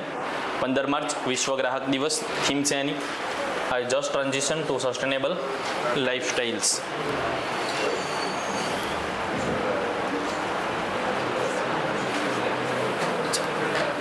રાષ્ટ્રપતિ દ્રૌપદી મુર્મુએ ગુજરાતની મુલાકાત લીધી હતી. કયા કયા સ્થળોએ ફર્યા હતા એ ખાલી જસ્ટ જોઈ લેવાનું છે આપણે. પહેલાં સ્ટેચ્યુ ઓફ યુનિટી ગયા હતા, ત્યાંથી નેશનલ ઇન્સ્ટિટ્યૂટ ઓફ ડિઝાઇનનો જે પદવીદાન સમારોહ હતો એમાં, પછી નેશનલ ફોરેન્સિક સાયન્સ યુનિવર્સિટીનો પદવીદાન સમારોહ હતો એમાં હાજર રહ્યા હતા. પછી ક્યાં ગયા હતા તો કચ્છમાં ધોળાવીરાની મુલાકાત લીધી હતી. અને પછી ભુજમાં જે સ્મૃતિવન ભૂકંપ મેમોરિયલ છે એની મુલાકાત લીધી હતી. સ્મૃતિવનની મુલાકાત લીધી હતી અને ભૂકંપ મેમોરિયલ એન્ડ મ્યુઝિયમ એની મુલાકાત લીધી હતી. એટલે આટલા સ્થળોએ રાષ્ટ્રપતિ દ્રૌપદી મુર્મુ એ ગયા હતા. પહેલાં સ્ટેચ્યુ ઓફ યુનિટી ગયા, પછી national institute of design NID એના પદવીદાન સમારોહમાં ગયા, પછી NFSU નેશનલ ફોરેન્સિક સાયન્સ યુનિવર્સિટીના પદવીદાન સમારોહમાં ભાગ લીધો હતો. આ શોર્ટમાં રીતે યાદ રાખશો એટલે રહી જશે. અમદાવાદ, NFSU ગાંધીનગર. સ્મૃતિવન ભૂકંપ મેમોરિયલ, સ્મૃતિવન બી બનાવ્યું છે ને ભૂકંપ મેમોરિયલ અને મ્યુઝિયમ. મતલબ બંને સ્થળ ક્યાં છે? ભુજમાં છે એક જ જગ્યાએ, પણ સ્મૃતિવને આપણે હમણાં જે શહીદો થયા હતા એમની યાદમાં બનાવેલું છે. ભૂકંપ મેમોરિયલ એન્ડ મ્યુઝિયમ એ જે 2001માં જ લગભગ આઈ થિંક યસ 1માં જ જે ભૂકંપ આવ્યો હતો એની યાદમાં બનાવેલું છે. એટલે રાષ્ટ્રપતિ દ્રૌપદી મુર્મુની ગુજરાત મુલાકાત. ભુજમાં બીજું શું યાદ રાખવાનું? આપણે અગાઉના કરંટમાં ભુજ વિશે જે આવ્યું એ યાદ કરાવો મને. ભારતની સૌથી મોટી અવકાશીય વેધશાળા. પછી ભુજમાં નહીં તો કચ્છમાં, કચ્છનું ગુનેરી ગામ, પ્રથમ જૈવ વિવિધતા વારસો સ્થળ.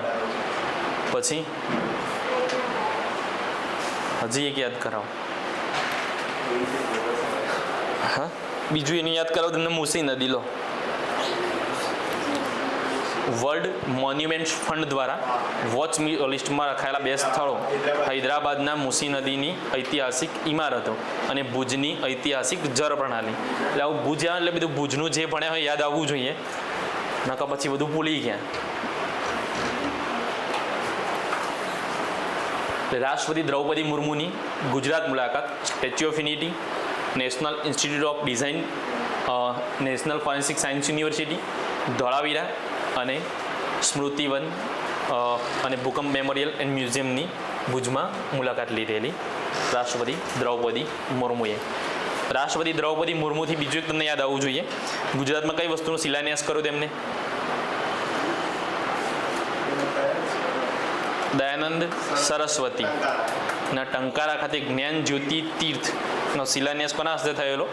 દ્રૌપદી મુર્મુના હસ્તે. 200 કરોડના ખર્ચે બનશે એવું આપણે ભણી ગયા હતા ઓલરેડી. એટલું બધું યાદ રહેતું હોય તો સારું હતું ને. ઈસરોનું એક મિશન છે સ્પાર્ડેક્સ, એને સેટેલાઇટનું ડીકોડિંગ સફર કર્યું છે. આ સ્પાર્ડેક્સ શું છે?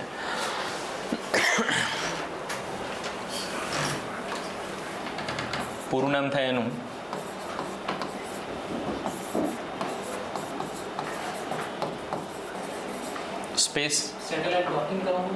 Space decoding experiment.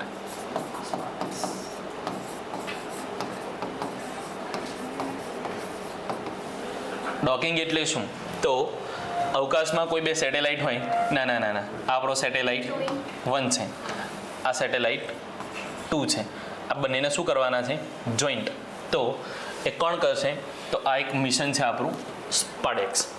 સ્પાડેક્સ એ PSLV-C સાઇટની મદદથી આપણે અવકાશમાં મોકલેલું છે અને એનું કાર્ય શું છે?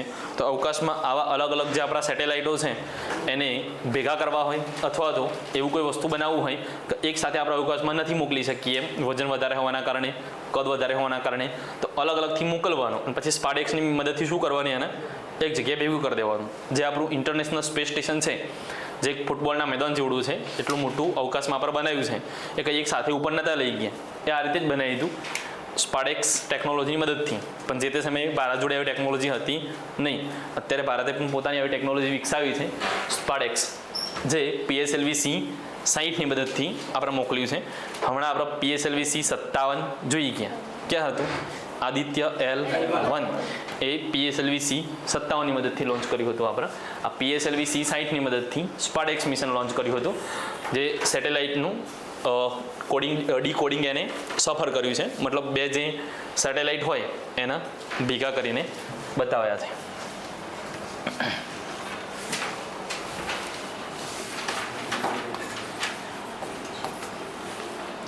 WPL 2025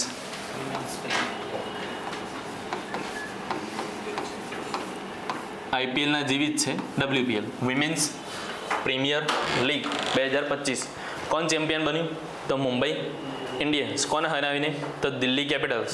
દિલ્હી કેપિટલ્સને હરાવી અને મુંબઈ ઇન્ડિયન્સ ચેમ્પિયન બન્યું છે. ત્રીજી આવૃત્તિ હતી એની ફાઇનલ મુંબઈ અને DC, એમાં એના DC વચ્ચે રમાયેલી આ ત્રીજી આવૃત્તિ હતી. પહેલી આવૃત્તિમાં વિજેતા મુંબઈ ઇન્ડિયન્સ જ હતું, બીજીમાં RCB હતું, સ્મૃતિ મંધાના, અને ત્રીજીમાં પાછું મુંબઈ ઇન્ડિયન્સ. મુંબઈ ઇન્ડિયન્સના કપ્તાન કોણ છે?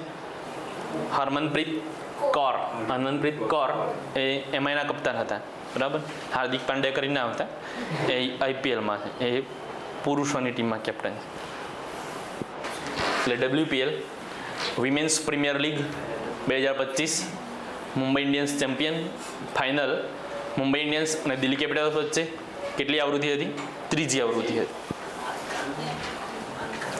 કેનેડાના નવા વડાપ્રધાન છે માર્ક કાર્ને. સીધું યાદ રાખી લેવાનું ખાલી. એવો પ્રશ્ન પૂછાઈ શકે કે માર્ક કાર્ને તાજેતરમાં કયા દેશના નવા વડાપ્રધાન બન્યા? તો કેનેડા, અથવા કેનેડાના નવા વડાપ્રધાન કોણ છે? એ વધારે ડિટેલમાં એમાં જશે નહીં. આવા આપણે અગાઉ એક વડાપ્રધાન જોઈ ગયા બેલ્જિયમના, બાર્ટ ડી વેવર.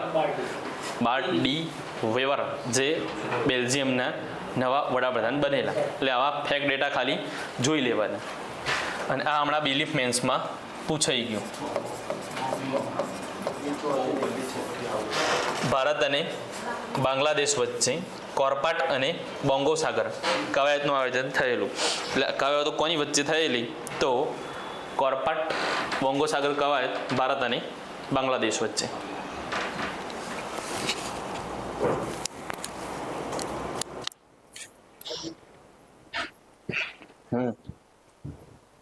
હાલો, હા બોલો. હું ક્લાસમાં છું. દિલીપભાઈ ફોન કરો.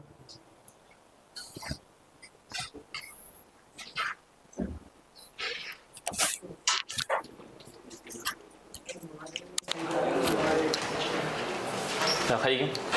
એટલે WPL ત્રીજી આવૃત્તિ, મુંબઈ ચેમ્પિયન. કોના કોના વચ્ચે ફાઇનલ રમાયેલી? તો મુંબઈ અને દિલ્હી વચ્ચે. કેનેડાના નવા વડાપ્રધાન છે માર્ક કાર્ને. બેલ્જિયમના નવા જોઈ ગયા આપણે, બાર્ટ ડી વેવર. ભારત અને બાંગ્લાદેશ વચ્ચે કોર્પાટ અને બોંગો સાગર કવાયત હમણાં જ જોઈ ગયા આપણે. ખંજર કિર્ગિસ્તાન વચ્ચે. ધર્મ ગાર્ડિયન જાપાન. ઇજિપ્ત વચ્ચે સાયક્લોન વિંગ્ડ રાઇડર. વાયુસેના અને ભૂમિ સેના.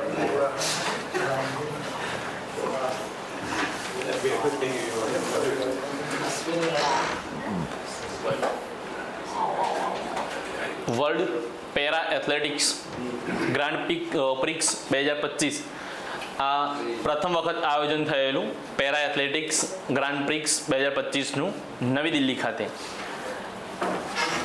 World para athletics grand prix મતલબ જે હેન્ડીકેપ્સ હોય એમના માટેનું રમતોનું મોટા પાયે વૈશ્વિક લેવલે આયોજન કઈ જગ્યાએ થયેલું? તો નવી દિલ્હી ખાતે. હલો. હા,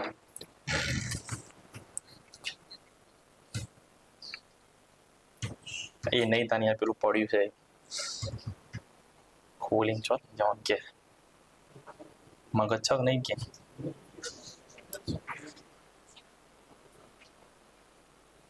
હું ક્લાસમાં તમે જે કરો કરો ફોન ના કરો.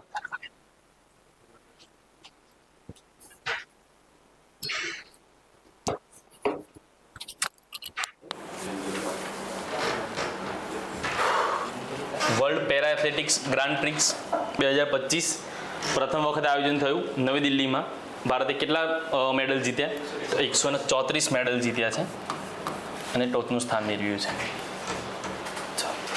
New Delhi 2025 grand prix world para athletics. Ashwini radar. Direct એવું પૂછાઈ શકે કે અશ્વિની, તાજેતરમાં ચર્ચામાં રહેલ અશ્વિની એ શું છે? તો એ રડાર છે. કેન્દ્રીય સંરક્ષણ મંત્રાલય તાજેતરમાં BEL એટલે કે ભારત ઇલેક્ટ્રોનિક્સ લિમિટેડ ગાઝિયાબાદ સાથે અશ્વિની રડારની ખરીદી માટે હસ્તાક્ષર કર્યા છે. એ અશ્વિની રડાર એ જોઈ શકો છો તમે. રડારનું કાર્ય શું છે? તો દુશ્મન દેશ તરફથી આવતા કોઈ ડ્રોન હોય, કોઈ મિસાઇલ્સ હોય, એ બધાને ડિટેક્ટ કરવાનું કામ કરશે રડાર. અશ્વિની રડાર કોની સાથે કરાર કર્યા છે? તો BEL ભારત ઇલેક્ટ્રોનિક્સ લિમિટેડ.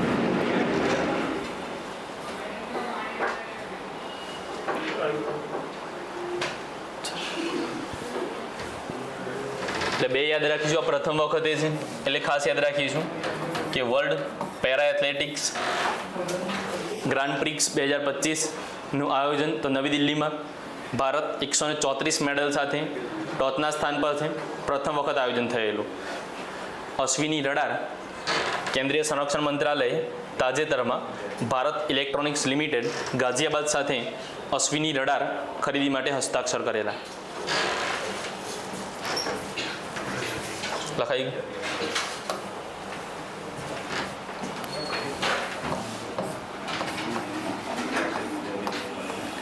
આ પણ બે લીપ મેન્સમાં પૂછ્યું હતું. પહેલા ABCID હતું, એનું નવું નામ શું કરી દીધું છે? અપાર ID. જેનો કોઈ પાર નથી એવો અપાર. કારણ કે આ બનાવવા માટે બહુ બધી મહેનત એ સ્કૂલ ટીચર્સને લાગે છે. જાતે મેં બનાવી છે એટલે મને ખબર છે. આ અપારનો કોઈ દિવસ પાર આવતો નથી. કારણ કે આમાં કેવું છે કે જે સ્કૂલમાં જે નામ હોય ને તમારું UDISમાં અને આધાર કાર્ડમાં બંનેમાં સેમ ટુ સેમ નામ જોઈએ. બીજું બર્થ ડેટ એ મેચ થવી જોઈએ. નામમાં જો સહેજ બી ભૂલ હોય, દાખલા તરીકે એને રાઠોડ રાકેશની જગ્યાએ પાછળ ફાધર નેમ ના હોય, પછી પેલામાં એકમાં બી ના હોય એટલે લે નહીં. બર્થ ડેટમાં લોચા હોય તો લે નહીં. ખાલી સિંહ લખેલો હોય, ભાઈ લખેલું હોય, બેન લખેલું હોય, ના લખેલું હોય તો લે નહીં. એટલે કટ ટુ કટ મેચ થાય તું જ લે, બાકી લે નહીં. આ 24માંથી એકમાં તમારે સુધારો કરવો પડે. અને જો સુધારો કરો તો જે નામ તમે અપાર આઈડીમાં રાખો એ પરમનન્ટ તમારું એક વિદ્યાર્થી ID બની જાય, સ્ટુડન્ટ ID. એ પરમનન્ટ રહે પછી. એટલે એમાં ભૂલ થાય તો છેક સુધી ભૂલ રહે. એટલે આવ્યું ત્યારે ત્રાસી ગયા છે શિક્ષક સમાજ આખો. દરરોજ ઉપરથી ઓર્ડર હોય કે આટલા તો કરવાના જ છે ગમે ત્યાંથી, ના હોય ક્યાંથી કરવાના. એ લઈને પાછા છોકરાઓને મોકલવાના આધાર કાર્ડ સુધારવા માટે. એટલે આધાર સુધાર કેન્દ્રમાં લાઈન લાગે. પાછું આધાર સુધાર કેન્દ્રવાળા જો નાનો આમથો સુધારો કરી આપે ને કે પાછા મોટા સેન્ટર પર મોકલા ત્યાંથી કે ભાઈ અહીંયા તમારા જો નામમાં મેજર સુધારો છે તો ત્યાં જાઓ. ત્યાંવાળા શું કે તમે ક્યાં સુધારી લાવો? તમારા જન્મના દાખલામાં સુધારી લાવો તો સુધારો કરી આપીએ. જન્મનો દાખલો જ્યાં જન્મ્યા હોય એ જે પ્લેસ હોય એની નગરપાલિકા હોય ને ત્યાંથી લેવાનું હોય આપણે. એટલે ત્યાં પાછા પુરાવા લઈને અને એની નગરપાલિકામાં જવાનું. નામમાં પાછા કેવું કે અત્યારે હાલ તમારા બાળકનું આધાર કાર્ડ કઢાવવું હોય ને તો તમારું નામ પૂરું જોઈએ. તમારું નામ, સરનેમ ને પિતાનું નામ એ ત્રણેય હોય ને તો તમારા બાળકનું આધાર કાર્ડ નીકળે. અને બાળકનું આધાર કાર્ડ નીકળે નહીં. એટલે બધું અત્યારે બહુ સ્ટ્રિક્ટ નિયમો થઈ ગયા છે. એમાં પાછું અપાર ID આવ્યું. એટલે એમ એના પહેલાંનું આવી ગયું છે આ તો બધું. આ તો હતું જ. આ પહેલાં ખાલી કોલેજ લેવલે હતું, ABCID હતું. એ હવે છેક પ્રાઇમરીથી લઈ ગયા છે. હવે અત્યારે હાલ સેકન્ડરીથી ચાલુ કર્યું છે upper ID. Automatic permanent academic account registry, રાષ્ટ્રીય શિક્ષણ નીતિ 2020 હેઠળ એક રાષ્ટ્ર એક વિદ્યાર્થી. આ પૂછાયું હતું કે મુખ્ય ઉદ્દેશ શું છે અપર IDનો? તો એક રાષ્ટ્ર એક વિદ્યાર્થી ID કાર્યક્રમનો ભાગ છે. અપર ID એ 12 આંકડાનો હોય છે. Automated permanent academic account registry APAAR, one nation one student ID.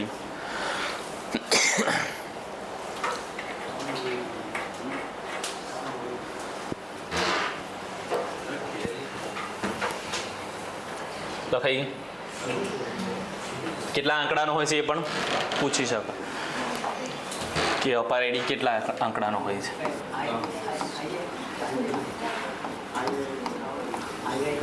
VIMP very most IMP. IFA આવશે, IFA.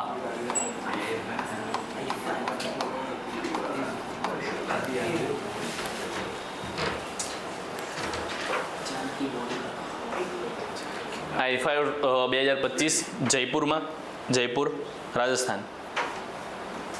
સૌથી વધુ 10 પુરસ્કાર લાપતા લેડીઝ ફિલ્મને મળ્યા છે. પહેલામાં સૌથી વધારે 5 હતા, અનોરા ફિલ્મના હતા. ઓસ્કારમાં ઓસ્કાર 97મો લોસ એન્જલસના ડોલ્બી થિયેટર ખાતે. બેસ્ટ ફિલ્મ છે આમાં લાપતા લેડીઝ. ત્યાં બેસ્ટ ફિલ્મ હતી અનોરા. બેસ્ટ ડિરેક્ટર છે કિરણ રાવ. કઈ ફિલ્મના? તો લાપતા લેડીઝના જ. બેસ્ટ એક્ટર છે કાર્તિક આર્યન. બેસ્ટ એક્ટર છે કાર્તિક આર્યન. Best actress Nitanshi Goel. આ છે નીતાંશી ગોયલ જે બેસ્ટ એક્ટ્રેસ, ખૂબ નાની ઉંમરમાં, લગભગ 22 કેટલી વર્ષની કંઈક ઉંમર છે, અને બેસ્ટ એક્ટ્રેસનો એવોર્ડ મળ્યો છે આઈફામાં. એટલે નાની ઉંમરે મોટી સિદ્ધિ હાંસલ કરી છે. વૈભવ સૂર્યવંશી જેવું કામકાજ છે. મોદી સાહેબે ગઈકાલે પ્રશંસા કરી છે એમની કે 14 વર્ષની ઉંમરે IPL રમવી, શતક મારવી બહુ મોટી વસ્તુ છે. 14 વર્ષની ઉંમરે આપણને ટેનિસ ક્રિકેટ રમતા આવડતું નહોતું.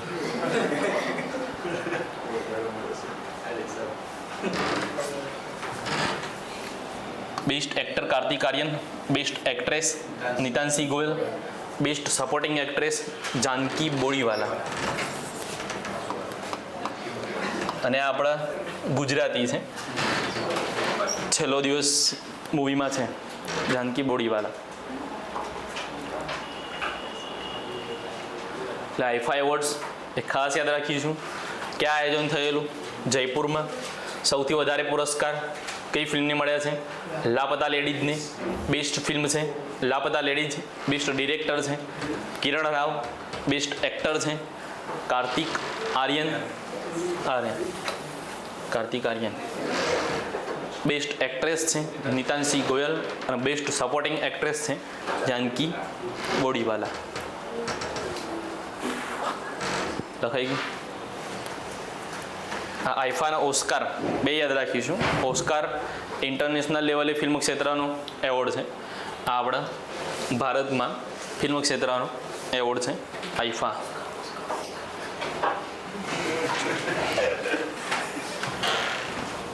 ચંદ્રયાન 5 મિશનને કેન્દ્રએ મંજૂરી આપી છે.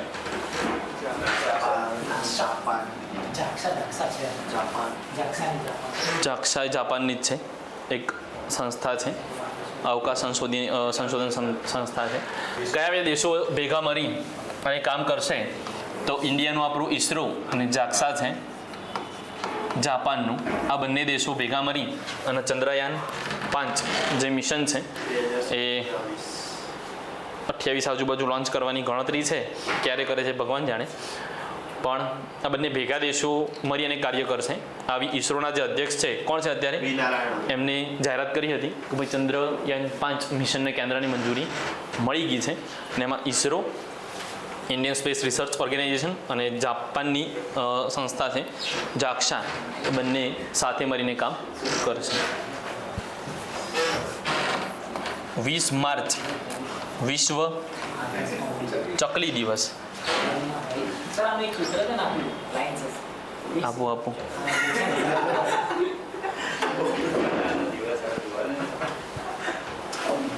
ચકલી વનમાં ગઈ, વનમાં જેમ પાણી પીધું, પાણી પીને શહીદ થઈ ગઈ, કેમ તો ટીબી થઈ ગઈ હતી.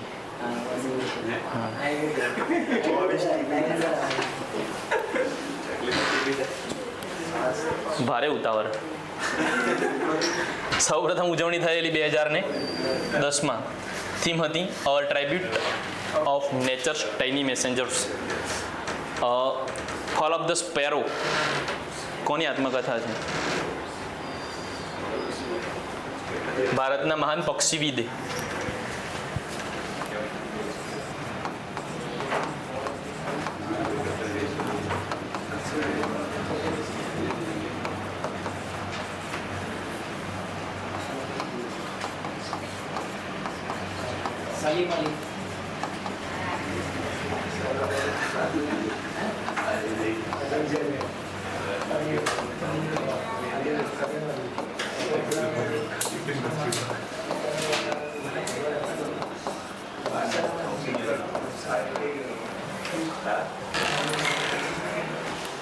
ફોલ ઓફ ધ સ્પેરો એ કોની આત્મકથા છે?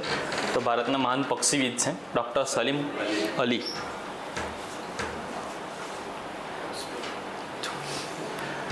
વિક્રમ 3201 વિક્રમ સારાભાઈના નામ પરથી અને કલ્પના 3201 કલ્પના ચાવલાના નામ પરથી ઈસરોના 2 નવા માઇક્રો પ્રોસેસર છે.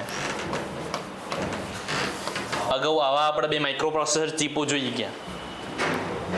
બોલો, એક માઇક્રોસોફ્ટની અને ગૂગલની. મો ઉપરથી કઈ હતી પણ? મોરારજી દેસાઈ.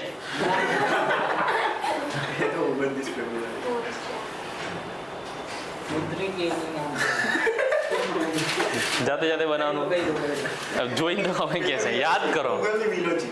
ગૂગલની વિલો, માઇક્રોસોફ્ટની મેજોરાના 1.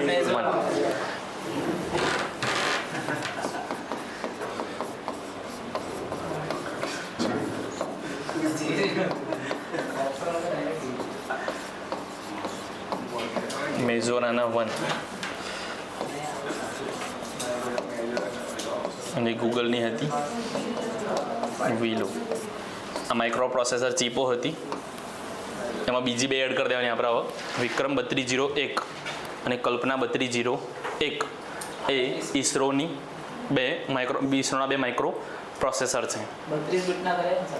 પહેલાં 16 બીટના હતા એટલે 1601 નામ હતું. હવે 32 બીટના કર્યા એટલે 3201 નામ કર્યું. 1601માંથી 3201 કર્યા એટલે 16 બીટના હતા એના 32 બીટના કર્યા. બીટ બાઇટના કિલો બાઇટમાં એવું કમ્પ્યુટરમાં આવે. એક બાઇટ એટલે 1 બાઇટ એટલે કેટલા બીટ થાય? 8 બીટ. 1 કિલો બાઇટ એટલે 1024 byte, not bit, byte. KB, MB, GB, kilobyte, megabyte, gigabyte, terabyte, petabyte, exabyte, zettabyte. એ આપણે કમ્પ્યુટરમાં યાદ રાખવા માટે એક સૂત્ર આપેલું. કમ્પ્યુટરની જે પીડીએફ છે ને એમાં લખેલું છે KMGT PEZY. Kilo, mega, giga, Terra, પેટા, એક્ઝા, જેટા, યુટા. હા, બાઇટ છે બરાબર. ચડતો ક્રમને બધું પૂછાતું હતું પણ બધું કમ્પ્યુટરમાં પૂછાતું હતું. હાલ એમાં નહીં પડવું આપણે. 21 માર્ચ વિશ્વ વન દિવસ. થીમ હતી એની forest and food. Forest and food theme હતી એની. પછી બધા એક સાથે યાદ કરી દઉં તમને. 20, 21, 22, 23 અને 24 એ સળંગ જે સૂત્રથી યાદ રાખવાના છે આપણે. 21 માર્ચ વિશ્વ વન દિવસ. થીમ હતી ફોરેસ્ટ એન્ડ ફૂડ.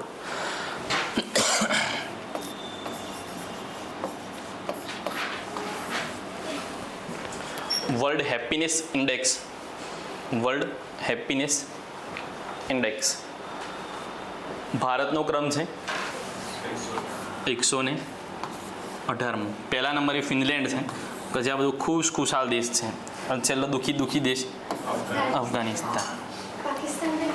પાકિસ્તાન આપણા કરતાં ખુશી છે, એમનો 109મો ક્રમ છે, આપણો 118મો ક્રમ છે. પાકિસ્તાન વાળા આપણા કરતાં ખુશ છે. આ ઇન્ડેક્સ અમેરિકા બહાર પાડતો છે એટલે ચલો, વર્લ્ડ હેપીનેસ ઇન્ડેક્સ એ કોના દ્વારા બહાર પાડવામાં આવે છે? તો જાતે અમેરિકા લખીને આવવાનું નહીં, દુશ્મન દેશ છે એટલે આપણો. આમાં પાકિસ્તાનનો ક્રમ 109મો છે, ભારતનો ક્રમ 118મો. છેલ્લા ક્રમે અફઘાનિસ્તાન કેમ? અત્યારે અફઘાનિસ્તાનમાં કોનું શાસન છે? તાલિબાનીઓનું શાસન છે, આતંકવાદીઓનું શાસન છે. એ કેમ કરવાનું, એ ક્યાંક ભાઈ આ બધા કોઈને ટીવી નહીં જોવાનું, કોઈને નહીં જોવાની, અને સ્ટ્રિક્ટ નિયમ છોકરીઓએ મહિલાઓએ તો બહાર નહીં જ નીકળવાનું, તો નહીં કરવાનું. નાખી એવું નહીં કે કોર્ટમાં કેસ થઈને સજા થઈને FIR થઈને એવું બધું કશું આવે નહીં, સીધી ગોળી જ આવે. ત્યાં કાયદો ને એવું બધું ત્યાં છે નહીં, તાલિબાન જ કાયદો છે. દક્ષિણ કોરિયામાં તો પણ લોકો ખુશાલ છે, કારણ કે લોકોને હેરાન નહીં કરતા. એ ઉત્તર કોરિયામાં પણ બીજે બધાને છૂટ આપે છે. કોઈ બીજો દેશ એના ઉપર ના આવવું જોઈએ યુદ્ધ કરવા કે એવું કંઈ કરવા. બીજું કે લોકોને ખુશ રાખવા છે. વચ્ચે ત્યાં પૂરા આવ્યું તો અધિકારીઓ જે 10 હતા તો 10 અધિકારીને ફાંસી આપી દીધી. લોકોને કંઈ તકલીફ ના પડવી જોઈએ. લોકોને તકલીફ કોના પડે કારણે પડી? અધિકારીઓના કારણે. અધિકારીઓ શું કર્યું? ભાઈ લાંચ લીધી અને ત્યાં ગેરકાયદેસર બાંધકામ કરે, એના કારણે પૂર આવ્યું તો 10 અધિકારીને ફાંસી આપી દીધી. એટલે લોકો માટે સારું કર્યું ને.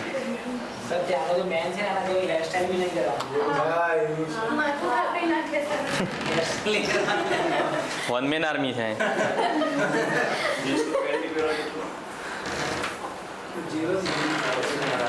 રાયસીના ડાયલોગ જે વિશ્વની સૌથી વધારે પડકારજનક કોઈ સમસ્યાઓ હોય તો એને સંબોધવા માટે આ રાયસીના ડાયલોગ થાય છે. એમાં આ વખતે રાયસીના ડાયલોગની 10મી આવૃત્તિ ક્યાં યોજાઈ હતી? તો નવી દિલ્હી ખાતે યોજાઈ હતી. 10મી આવૃત્તિ રાયસીના ડાયલોગની નવી દિલ્હી ખાતે યોજાઈ હતી અને નરેન્દ્ર મોદીએ એનું ઉદ્ઘાટન કરેલું. નરેન્દ્ર મોદીએ આ રાયસીના ડાયલોગનું ઉદ્ઘાટન કર્યું હતું. એના મુખ્ય અતિથિ ન્યૂઝીલેન્ડના વડાપ્રધાન હતા ક્રિસ્ટોફર લક્સન. આ અગત્યનું છે.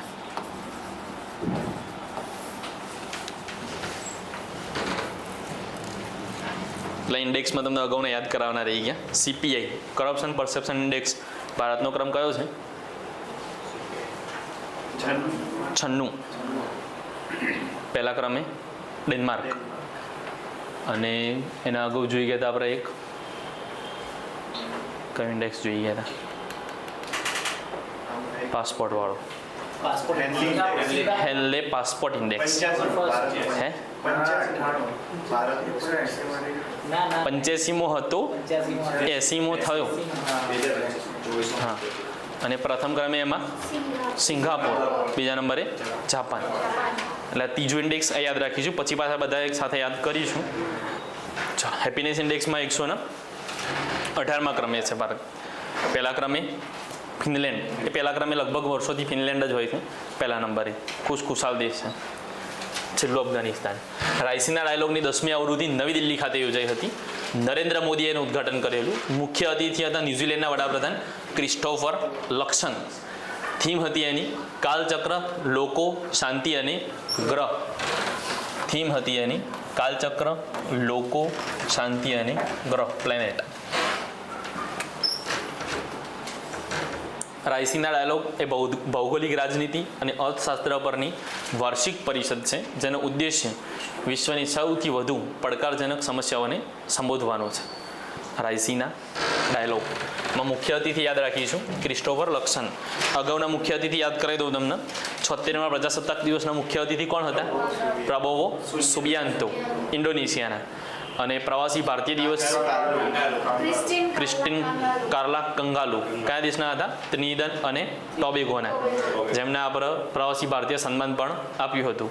18મું પ્રવાસી ભારતીય સંમેલન કઈ જગ્યાએ યોજાયેલું? ઓડિશાનું ભુવનેશ્વર. 17મું ઇન્દોર, મધ્યપ્રદેશ. ઉજવણીની શરૂઆત 2003થી, ગાંધીનગરમાં 2015માં. ત્યાંથી દર 2 વર્ષે. ભલામણ હતી LM સંઘવી સમિતિની. કેમ ઉજવવામાં આવે છે? તો ગાંધીજી આફ્રિકાથી પરત આવ્યા હતા એટલા માટે. આ બધું ફટાફટ યાદ આવવું જોઈએ તમને. રાયસીના ડાયલોગ 10મી આવૃત્તિ, દિલ્હી ખાતે. 85 પાસપોર્ટ ઇન્ડેક્સ ભારતનો પણ 80 થી 85 થયો છે. હા તો 80 મતલબ આખું.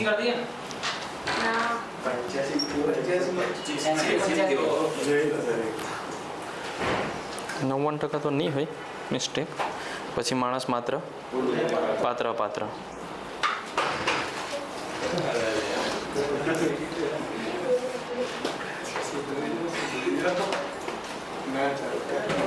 યસ 85.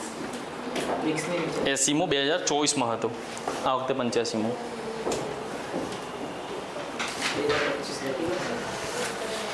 હવે આપણે લખવાનું બંધ કરીશું. 22 માર્ચ વિશ્વ જળ દિવસ. એની થીમ હતી ગ્લેશિયર્સ પ્રિઝર્વેશન. ગ્લેશિયરનું સંરક્ષણ. અને આવું 2025ના વર્ષને કોને જાહેર કર્યું છે? યુનાઇટેડ નેશન્સે. આંતરરાષ્ટ્રીય ઓલિમ્પિક કમિટીના પ્રથમ મહિલા પ્રમુખ ક્રિસ્ટી કોવેન્ટ્રી, જે મૂળ કયા દેશના છે? ઝિમ્બાબ્વેના છે. અને કઈ રમત સાથે સંકળાયેલા છે? સ્વિમિંગની રમત સાથે સંકળાયેલા છે. ક્રિસ્ટી કોવેન્ટ્રી, જે IOC ઇન્ટરનેશનલ ઓલિમ્પિક કમિટીના પ્રથમ મહિલા અધ્યક્ષ બન્યા છે. થોમસ બાક, જે ઓલરેડી અધ્યક્ષ હતા, એમનું સ્થાન લેશે.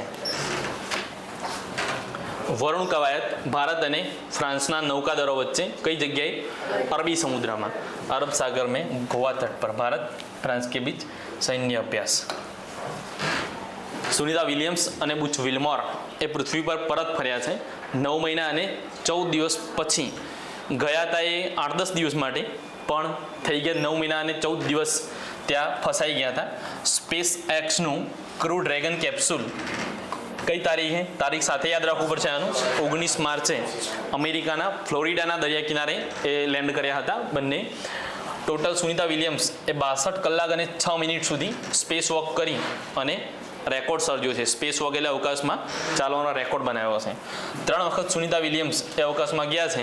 6 ના ડબલ 12, 12 ના ડબલ 24, 6, 12, 24. 2008માં ભારત તરફથી એમને પદ્મભૂષણથી સન્માનિત કરવામાં આવ્યા હતા સુનિતા વિલિયમ્સ. એ મહેસાણાના જુલાસણના મૂળ વતની છે. જન્મે અમેરિકાના જ છે. નરેન્દ્રભાઈ મોદીના હસ્તે જામનગરમાં વન તારાનું ઉદ્ઘાટન. 2 હાથી દેખો છે. આંધ્રપ્રદેશના અમરાવતીમાં પોટીશ્રી રામુલુની 58 ફૂટની પ્રતિમા સ્થાપિત કરવામાં આવશે. આવી ચંદ્રબાબુ નાયડુ, જે આંધ્રપ્રદેશના CM છે, એમને જાહેરાત કરી હતી. પોટીશ્રી રામુલ્લુ એમને આમ તો બુકમાં 56 દિવસના લખ્યા છે, પણ અહીંયા એમને 58 દિવસ આપ્યું છે. 58 દિવસના આમરણાંત ઉપવાસ કર્યા હતા આંધ્રપ્રદેશના ભાષા આધારિત રાજ્ય બનાવવા માટે. સૌપ્રથમ ભાષા આધારિત આયોગ, મતલબ ભાષા આધારિત રાજ્યોની રચના માટે ધર આયોગ બનાવવામાં આવેલું, SK ધર. એના પછી JVP સમિતિ, જવાહરલાલ નહેરુ, વલ્લભભાઈ પટેલ, પટ્ટાભી સીતારામૈયા. એના પછી ફઝલ અલી આયોગ આવ્યું, બરાબર. 1953માં ફઝલ અલી આયોગે પણ ના પાડી કે ભાઈ ભાષા આધારિત રાજ્યોની રચના પોસિબલ છે નહીં, એટલે અમને ઉપવાસ ચાલુ કર્યા. અને 58 દિવસ, એ 58 છે, બાકી બુકમાં 56 લખ્યા છે. 56 દિવસના આમરણાંત ઉપવાસના કારણે મૃત્યુ પામ્યા પછી સરકારે એ આંધ્રપ્રદેશનો પ્રથમ ભાષા આધારિત રાજ્ય જાહેર કરવું પડેલું જે તે વખતે.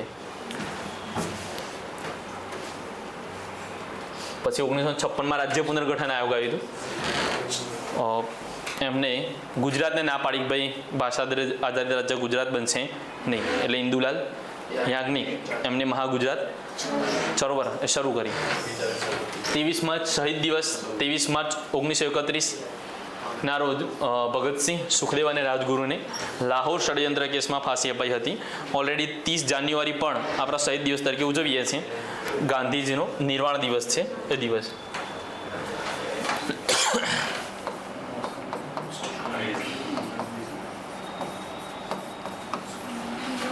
ઓગણસાઠમો જ્ઞાનપીઠ પુરસ્કાર હિન્દી લેખક વિનોદ કુમાર શુક્લાની પસંદગી કરવામાં આવી છે. એમાં છત્તીસગઢના પ્રથમ લેખક છે કે જેમને જ્ઞાનપીઠ પુરસ્કાર મળ્યો હોય.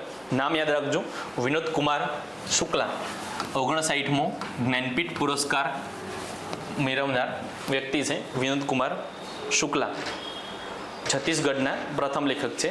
જ્ઞાનપીઠ પુરસ્કાર એ સાહિત્ય ક્ષેત્રનો દેશનો સર્વોચ્ચ પુરસ્કાર છે, જે શાંતિ પ્રસાદ જૈનના સ્મરણાર્થે શાહુ જૈન પરિવાર તરફથી આપવામાં આવે છે.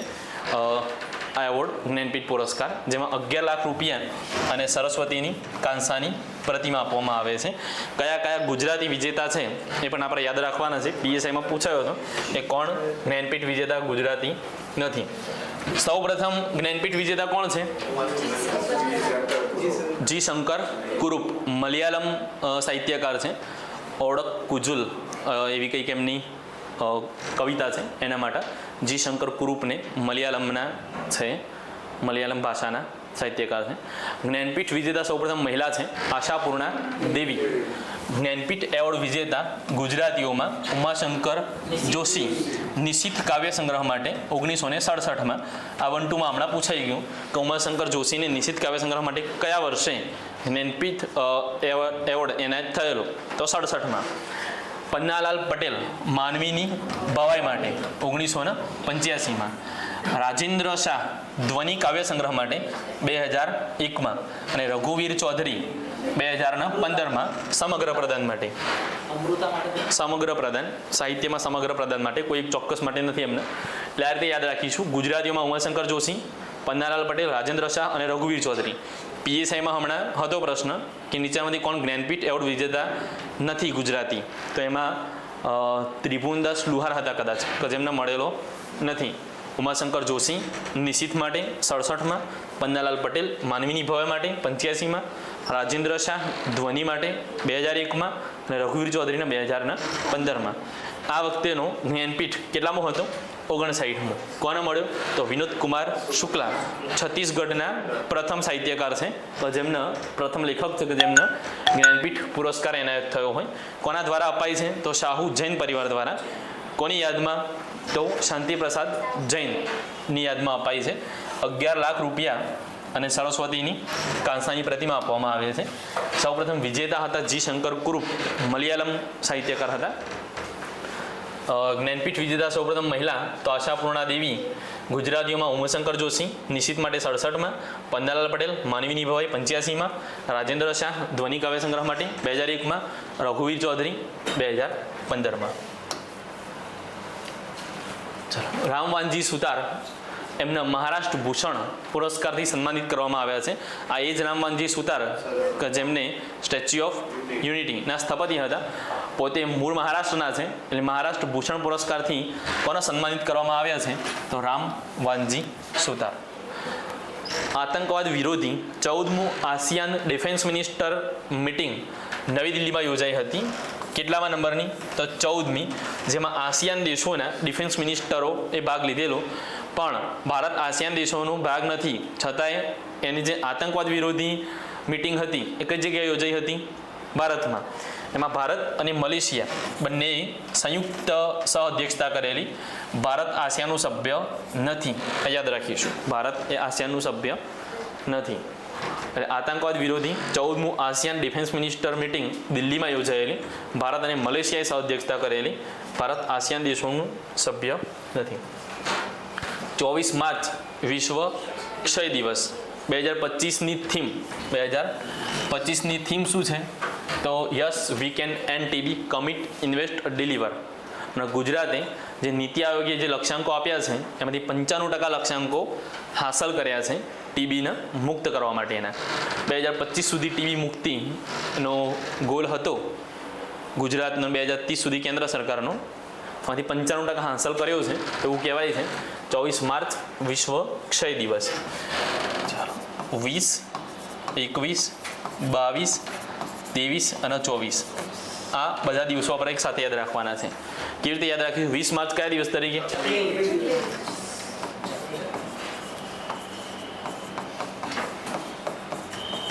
વિશ્વ ચકલી દિવસ. 21 માર્ચ વન દિવસ.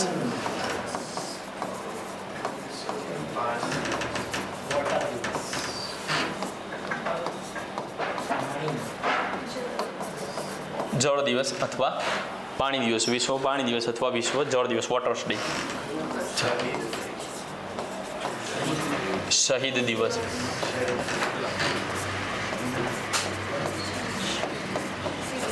ટીબી અથવા ક્ષય દિવસ.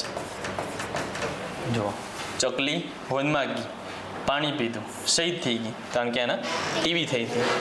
ટીબી થઈ હતી ને શહીદ પાણી પીધું એવું નહીં. ચકલી વનમાં ગઈ, પાણી પીધું, શહીદ થઈ ગઈ કારણ કે એને ટીબી થયેલી હતી. કેમ કે ટીબી થયેલી હોય તો પાણી પીવાય નહીં. આપણે એવું યાદ રાખવાનું જસ્ટ. ચકલી વનમાં ગઈ, પાણી પીધું, શહીદ થઈ ગઈ, ટીબી થઈ ગયેલી હતી. સી ડ્રેગન એ બહુરાષ્ટ્રીય સબમરીન વિરોધી યુદ્ધ કવાયત છે. મતલબ 2 કરતાં વધારે દેશો, ક્વોડ દેશો છે આપણા, એમની વચ્ચે થયેલો એક યુદ્ધ અભ્યાસ છે સી ડ્રેગન. અને શાના વિરોધી હતો? તો સબમરીન વિરુદ્ધ યુદ્ધ કવાયત હતી સી ડ્રેગન. પંજાબ વિધાનસભા સાંકેતિક ભાષામાં કાર્યવાહી પ્રસારિત કરનારું પ્રથમ રાજ્ય બન્યું છે પંજાબ. સાંકેતિક ભાષામાં એટલે કોડેડ લેંગ્વેજમાં આખી વિધાનસભાની કાર્યવાહી થાય એ ટાઈપનું પહેલું સ્ટેટ કયું બન્યું છે? પંજાબ. પંજાબ વિધાનસભાની કાર્યવાહી સાંકેતિક ભાષામાં. ઉત્તર ભારતનો પ્રથમ પરમાણુ પ્રોજેક્ટ એ હરિયાણાના ગોરખપુરમાં. આમ ગોરખપુર બીજું ક્યાં આવેલું છે? યુપીમાં. પણ આ છે ગોરખપુર કયું છે? હરિયાણાનું. ઉત્તર ભારતનો પ્રથમ પરમાણુ પ્રોજેક્ટ એ હરિયાણાના ગોરખપુરમાં સ્થાપવાની જાહેરાત કરવામાં આવી છે. ભારતમાં પ્રથમ પરમાણુ પ્રોજેક્ટ એ 1969માં મહારાષ્ટ્રના તારાપુરમાં. એટલે તારાપુર પરમાણુ પ્રોજેક્ટ ક્યાં આવ્યો છે? મહારાષ્ટ્ર. રાવતભાટા, રાજસ્થાન. કલ્પક્કમ,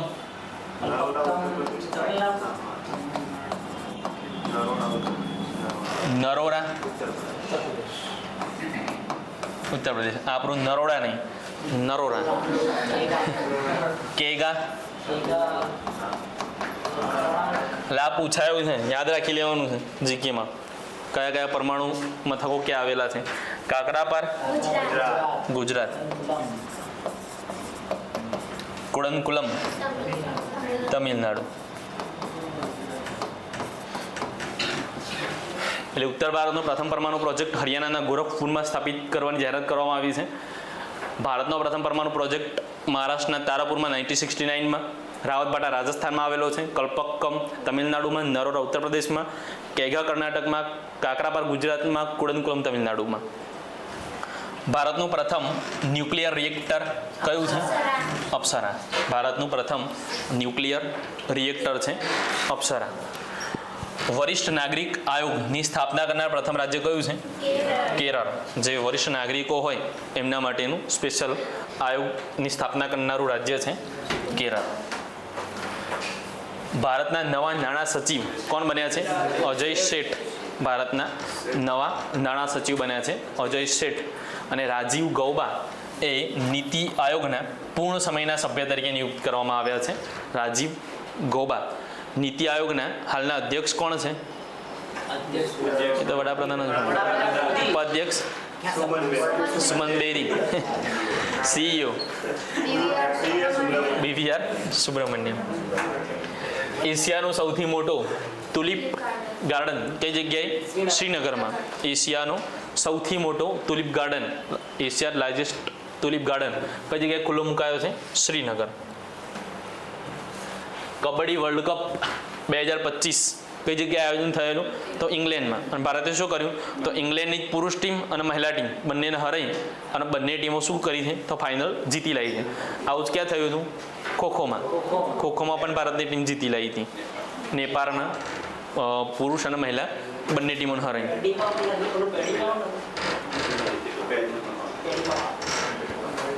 કબડ્ડી વર્લ્ડ કપ આયોજન યાદ રાખીશું. ઇંગ્લેન્ડ ભારતીય મહિલા અને પુરુષ બંને ટીમે ફાઇનલમાં ઇંગ્લેન્ડને હરાવી અને ચેમ્પિયનશિપ જીતી લીધી છે.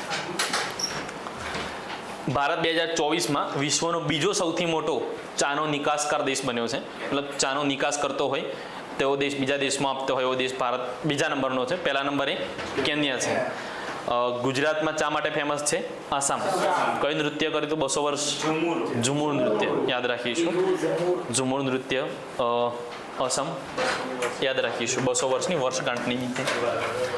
મ્યાનમારમાં આવેલા વિનાશક ભૂકંપ બાદ ભારતે મ્યાનમારની મદદ માટે ઓપરેશન બ્રહ્મા પૂછાઈ ગયું બેલીફ મેન્સમાં કે મ્યાનમારની મદદ માટે જે ભારતે ઓપરેશન કરેલું એનું નામ શું હતું? ઓપરેશન બ્રહ્મા હતું. અને મ્યાનમારની રાજધાની છે નાઇપીડો. મ્યાનમાર એ જ બર્મા એ જ મ્યાનમાર આપણે 1935ના ભારત શાસન અધિનિયમ અંતર્ગત એને અલગ કરેલું. ગ્લોબલ કેપેબિલિટી સેન્ટરનો શુભારંભ કઈ જગ્યાએ થયો છે? ગિફ્ટ સિટીમાં ભૂપેન્દ્રભાઈ પટેલના હસ્તે. અને દિલ્હી જે નેવા છે નેશનલ ઈ વિધાન એપ્લિકેશન એ અપનાવનારું 28મું સ્ટેટ બન્યું છે. 28મી વિધાનસભા બન્યું છે. કોણ? તો દિલ્હી. જેટલી પણ કામગીરી છે એ બધી કેવી થશે? ઓનલાઈન થઈ. નેવા એટલે નેશનલ ઈ વિધાન એપ્લિકેશન. નેવા અપનાવનારું તાજેતરમાં 28મી વિધાનસભા કઈ બની છે? તો દિલ્હી. અત્યાર સુધી અલગ અલગ પાર્ટીઓની સરકારો દિલ્હી નહોતું કરતું પણ હાલમાં હવે બીજેપીની સરકાર આવી છે ત્યાં એટલે એને નેવા અપનાવ્યું છે. નેશનલ ઈ વિધાન એપ્લિકેશન નેવા. અહીંયા સુધી રાખીએ.